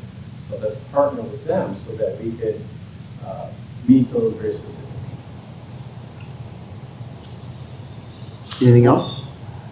Well, you didn't want to talk a lot about response times, but your response time to my email was phenomenal. So thanks for bringing this all right to us as quick as you did. And thank you to the firefighters for coming out here. I know you're on your own time. You come out here because you really care and you want to, see what's going on too. So this means a lot to us. So thanks so much. I have just one question out of curiosity is the railroad tracks been, caused us a lot of issues. Not so No. much, I'm no, just not that curious. even when we were presenting the second station, that was one of the things that we mentioned was that the railroad was even less, the block. Having it on the other side of the rail track, yeah. A lot of people had a hard time conceptualizing that. Well, because it runs at an angle. Right. At the time, I think the numbers we used were 11 a day, which came down to 3 a day.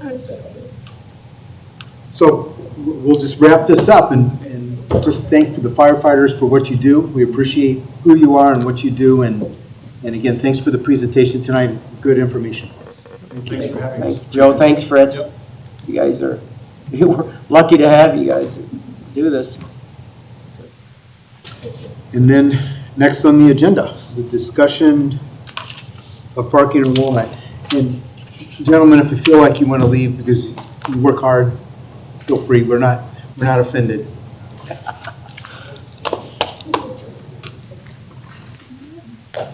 Cybersecurity. Cybersecurity. No, you're fine. Stand up. A big issue. Okay, we're done. So,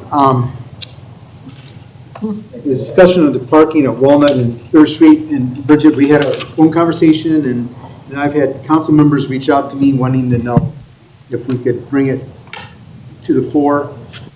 So, I guess I would just start by asking, describe to us how we ended up where we ended up with the decision that was made. Certainly. Well, first off, a reminder that our planning and zoning code does not permit perpendicular parking in city right-of-way unless it's actually a paved parking lot that's striped, that's designated as parking. On an uncurbed road, you are allowed to park within the first 10 feet parallel to the road.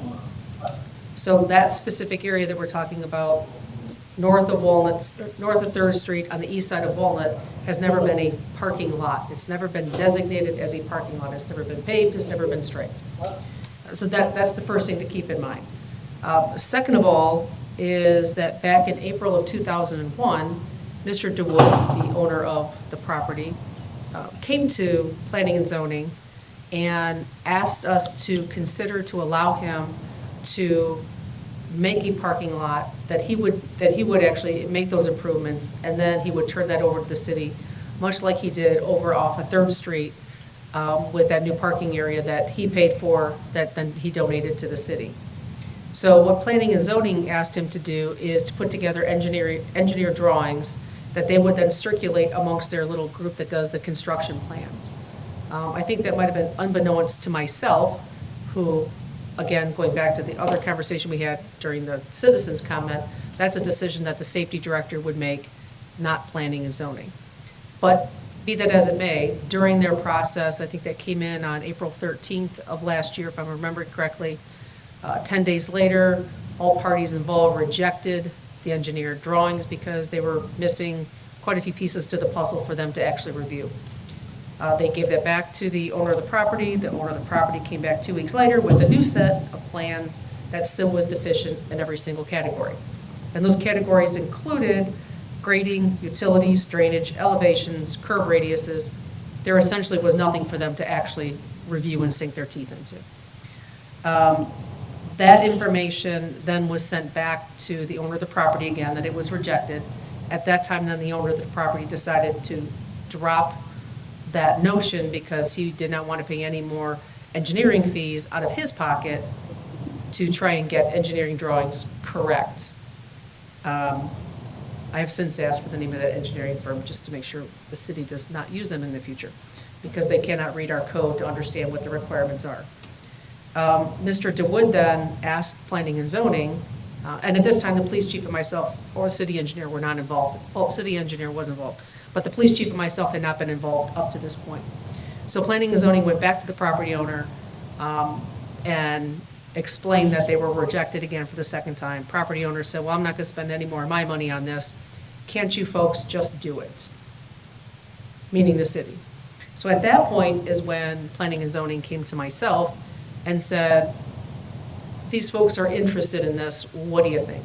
So the police chief and myself actually went out, little site visit right out the door, and went down there and took a look at the proximity to the intersection, to the railroad, what was in the surrounding area, and the police chief, and I concurred with the police chief, did not want to have any parking along there because of the sightline obstructions with the large concrete patio that comes off out onto 3rd Street, that you then have to go up to the stop sign, go past the stop sign, and then look out, and hopefully there's not a bunch of trucks or SUVs there that would then cause somebody to get in an accident.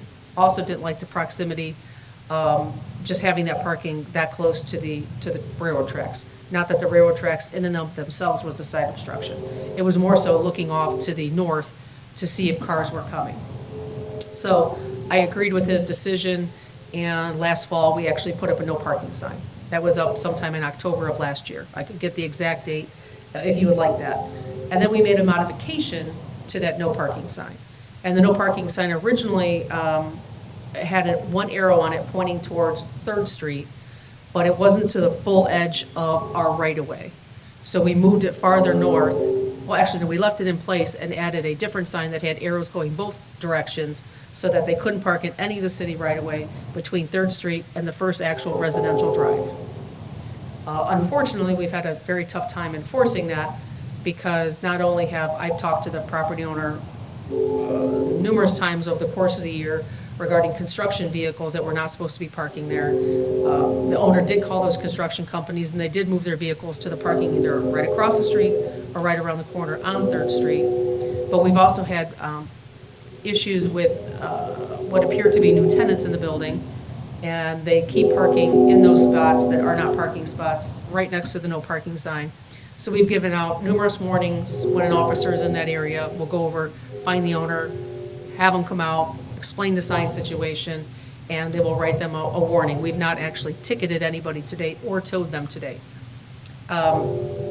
So that's been kind of like the history of that. And I will tell you that we've not even gotten a courtesy call from a new tenant in that facility who might want to unload goods into the building. They've not even asked permission, like, hey, do you mind if we park here for 6 hours, load in some of our new furnishings that we're going to be selling? We certainly would have accorded them that privilege, not a problem. But to date, we've not received a phone call even asking to do that. They've simply done it on their own and expect us, I guess, to turn this into a parking lot for them. So that said, we went back to the drawing board after several calls, both from Council President Smith, I think, yourself, Mr. Van Hoosen, mentioned that you had received phone calls.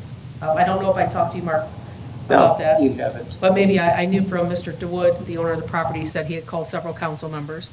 Yeah, I wasn't one of them, And but- had not talked to city administration. He has never talked to me about making that a parking lot.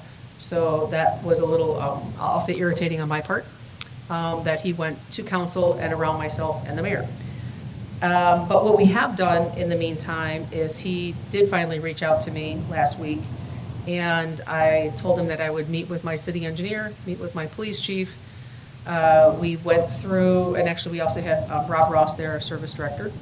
So we took a look at the concern that his new tenant put, I believe, in an email to city council perhaps, regarding handicap parking. Their concern now is that the owner of the property created a handicap ramp, an ADA accessible ramp, up to that side of the building, yet there is no ADA parking directly outside of that ramp. As a reminder, that zoning code for that area does not require any on-site parking. So what the city engineer, myself, and the police chief are doing, along with our new staff engineer, who you've not met yet, they are taking a look at the ability for us to put in a couple ADA accessible spots in that area towards the north end of our right-of-way, away from 3rd Street, because I believe it's state code says that you have to be 20 feet away from an intersection for any parking, 50 feet away from any rail crossing.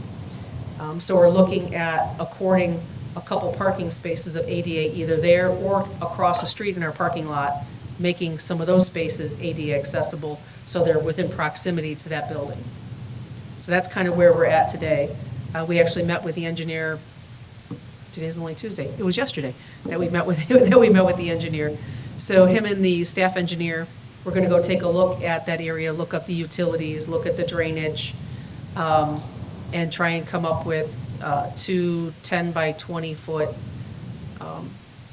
cargo man ADA accessible spots with a 10-foot walk aisle in between them, and see how close that brought it to the intersection to make sure that the police chief would be okay with that in terms of safety and sightline obstruction. But again, bringing parking up to the corner is a hard line for the police chief. And I'm certainly going to listen to my police chief when it comes to that. So when did he, so this all started, I think you said April 21. My understanding A year is ago. last A year ago. April, the property owner, went to the planning and zoning administrator and was having conversations with the planning and zoning administrator. I recently found out that both submissions were rejected for deficiencies, a lot of deficiencies. And that's, I guess, when he threw up his hands and just said, I don't want to spend any more of my money on this. You guys do something. So that way, sometimes, so it probably would have been sometime close to summer, is when we became aware of it, we, meaning me and the police chief, and had discussions, went out there and looked at it. And he was like, no, we don't want to create a parking lot right here. And then we still had people parking there, even though Mr. DeWood knew that it was not a parking lot. He had both his tenants and still some construction vehicles, I think, who were outfitting maybe one of the new spaces, kept parking there. I would reach out to him, either myself directly or through our planning and zoning administrator, remind him that it wasn't a parking lot. He would call people, they would move. And at that point, that's when we're like, okay, we just got to put up a sign because we're not educating people enough on that that's not a parking lot. So that's why the sign went up in October of last year. So when you and I spoke, I think at one time there was a loading dock there, and that's why it was always just accepted, even though. Back in the day, there was 2 loading docks there. Now where there will be a new tenant. There was never an official driveway there. There was some gravel and dirt path that you could obviously, that you would back up a truck to and unload off the loading dock. But it's not ever been paved to our recollection and looking at GIS pictures. It's never been paved. So was that excluded when that site plan was originally approved? Well, it probably would have been because it's not their property, it's city right away. So the site plan would have come out how far? It probably would have came out to, well, it probably came out to the sidewalk, and you may recall that the sidewalk as well as a portion of that elevated patio, they built in the city right away without city permission. And that was figured out after the fact because they didn't, their construction plans didn't match what actually happened in the field. You say did or did not? Did not. So we had to go back and work with the property owner once again and create easements to allow him to be on the right-of-way along 3rd Street and I think along Burlingwood. So I don't think that it would have shown that in the site plan because it was not city property. He was not required to provide on-site parking.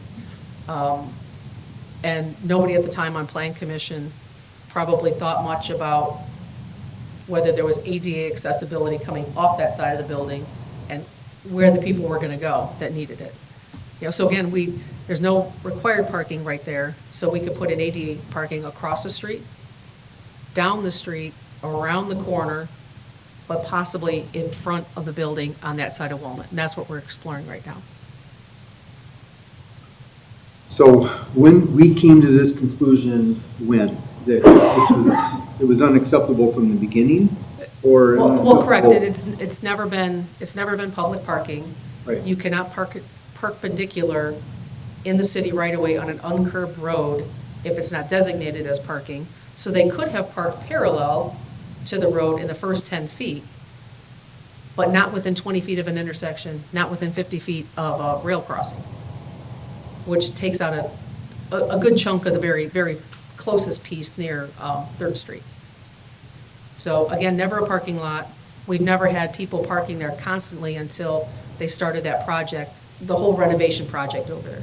That's when we started noticing all the vans there, all the pickup trucks, and that's when we would constantly be in contact with the property owner and ask them to have them move the trucks around either on 3rd Street with the on-street parking or into the parking lot that was already there on 3rd Street, or the one that was currently stone that they eventually turned into a parking lot and, I'll say, donated to the city. So that's been going on the last couple years. But just recently, as all that construction kind of moved on, that's when we said, okay, now we got to do something. We need to fix the right-of-way. We were literally, 2 weeks ago, just had the conversation with Rob Ross. We were going to have him come in with a dozer, scrape out the stone, put in fresh topsoil, seed it, rope it off, and let the right-of-way grow back to the way it used to be. And that's when the first email came in, I think, to council members and/or the mayor. That's right. Nothing. Is the sign that's there right now, is that strategically planned? Is that 50 feet from the railroad track? That I cannot answer you. I can find that out.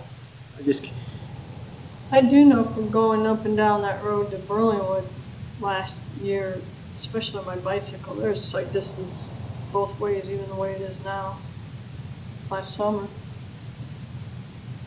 I mean, that, coming off of 3rd.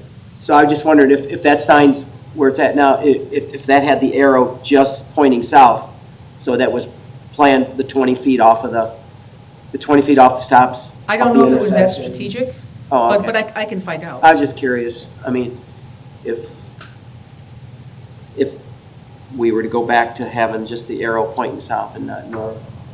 Again, it's not For the, paved, Yeah, so oh, it's right. not a parking lot. So the residents that park there are allowed because of the distance away. There are no Right. residents right there. The first resident, which is on the north side of this building we're talking about, has a driveway. Well, but there's you. And there's public parking right next to them on the street that is designated public parking and directly across the street on the street. Perpendicular to them, right? Yeah, nobody, the residents aren't parking perpendicular there. Well, so there's the house, and then just so I can. Right. I'm trying to imagine, there's the house, There's a house with a and driveway. then a lot of times there's 2 cars from the people that live there. The car you may be seeing is the car that's parking in front of the building in the no parking zone. So it used to be an old alley or something, right? Is that what that was? There's still an alley there, Is that, so, but that alley is 2 houses north of the building, I believe. That one house has a No, it's driveway. one, It's a second house, yeah, it's a second house. and they have a driveway in their backyard off the alley. so Yes.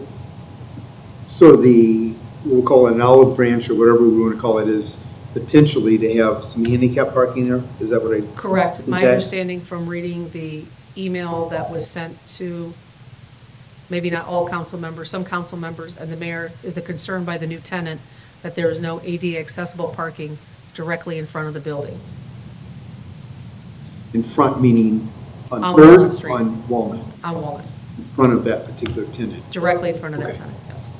And you said that would be potentially 2, It could Spots. potentially, could potentially be two, because our spots are all 10 by 20, which an AD accessible spot only needs to be 8 foot wide, but all of our standard spots are 10 by 20. So we would have two 10 by 20 spots with a 10 by 20 spot in between them for a walk aisle, a maneuverability aisle from each vehicle. So how do we feel about that? I feel like if I see the drawings and it all stays within all the guidelines, I don't know that there's an issue other than actually having the work done and paid for. So if it turned into grass, would the city pay for that? Because I know. Correct, yes. But if it's this ADA thing, maybe not be, correct? That we haven't even talked about. We're just in the stages of saying what would actually fit there in terms of ADA accessibility. Okay. But, so go ahead. No, I'm just thinking out loud and making noises as I think. So I don't know to what degree the minutes can reflect all of this. I mean, it's been very informative, but I know there's several council members interested in this, and I don't know if this can be replicated at council or, and I think a lot of it is just because of the development itself was just so crucial to downtown. And so is parking. We need parking. Well, and I will be bringing you, our planning and zoning administrator will be updating a map he actually gave me back, I think in 2012, when I first got here, which is blocks right in the downtown area showing all the private parking, all the public parking, all on-street parking, off-street parking, that's public-private. So I'm having him update that map. And it's kind of astounding, some of the numbers that you'll see of parking that's available right within that vicinity. So when- he's updating that. When they brought this development to the city, because I was not on council at the time, isn't there planning and zoning regulations that determine how many parking spots? No, because that property is zoned C2 perhaps, or is it C1? And it does not require any on-site parking. And that's true with all of the. Probably C1 because it doesn't require the setbacks. Yeah, it could be a C1, but it does not require to have any parking on their site. I don't, Just like the boat club is not required to have any parking on their site, as an example.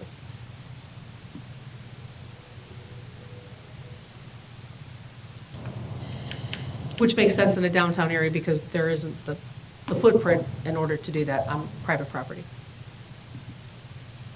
And that's often why we consider buying land so we can create parking.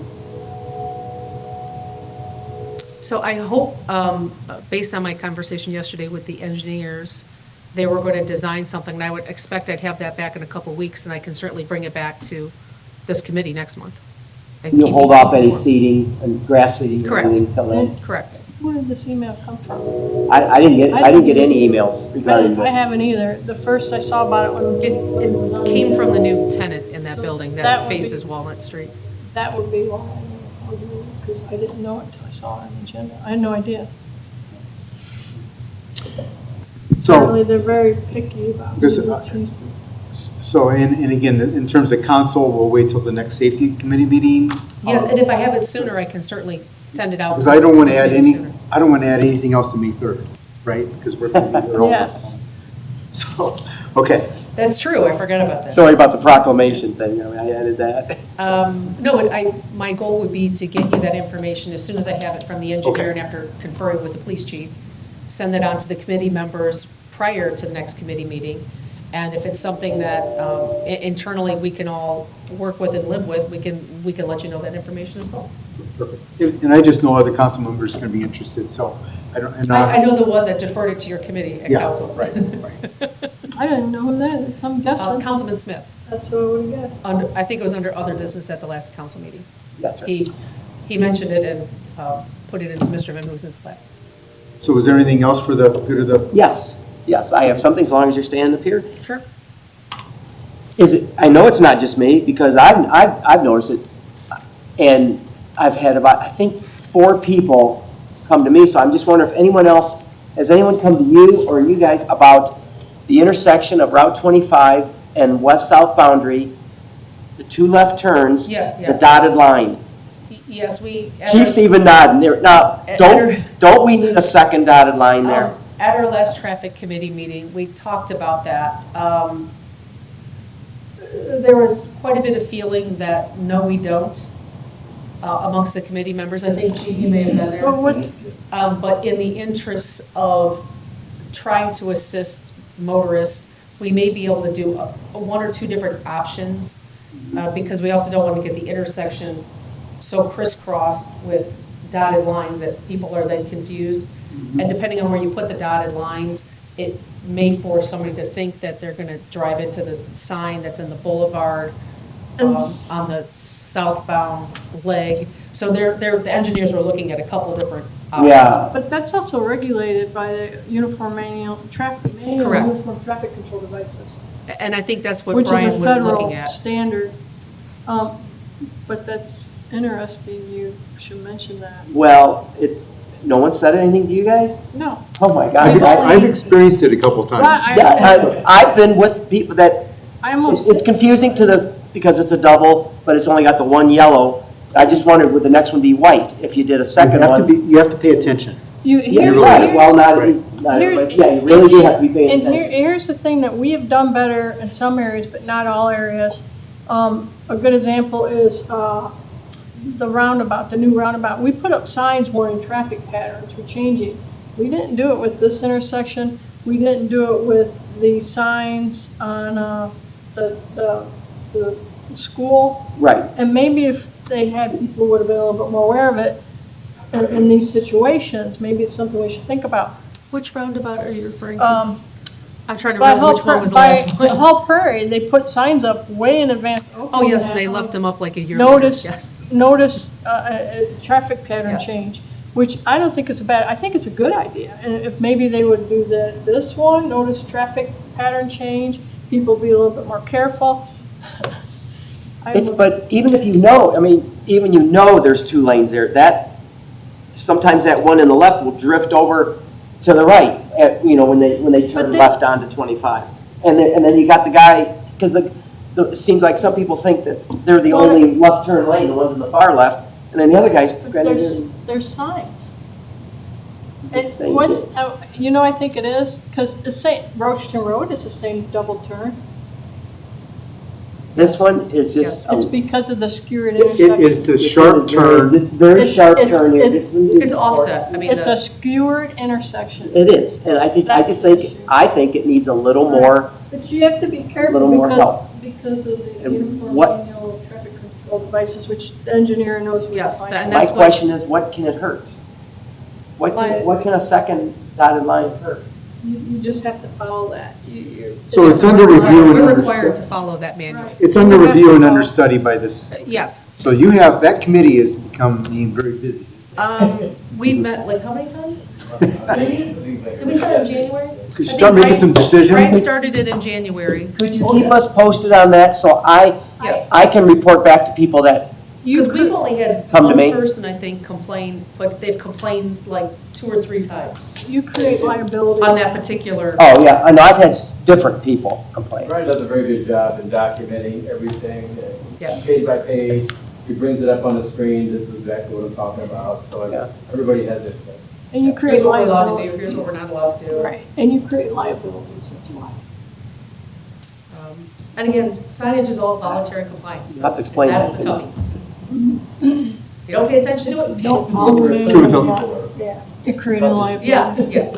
As long as data's been a big topic here tonight, going back to Third and Walnut, is there any data on traffic accidents there with incidents with parking as being I didn't ask as the chief to an pull issue? that.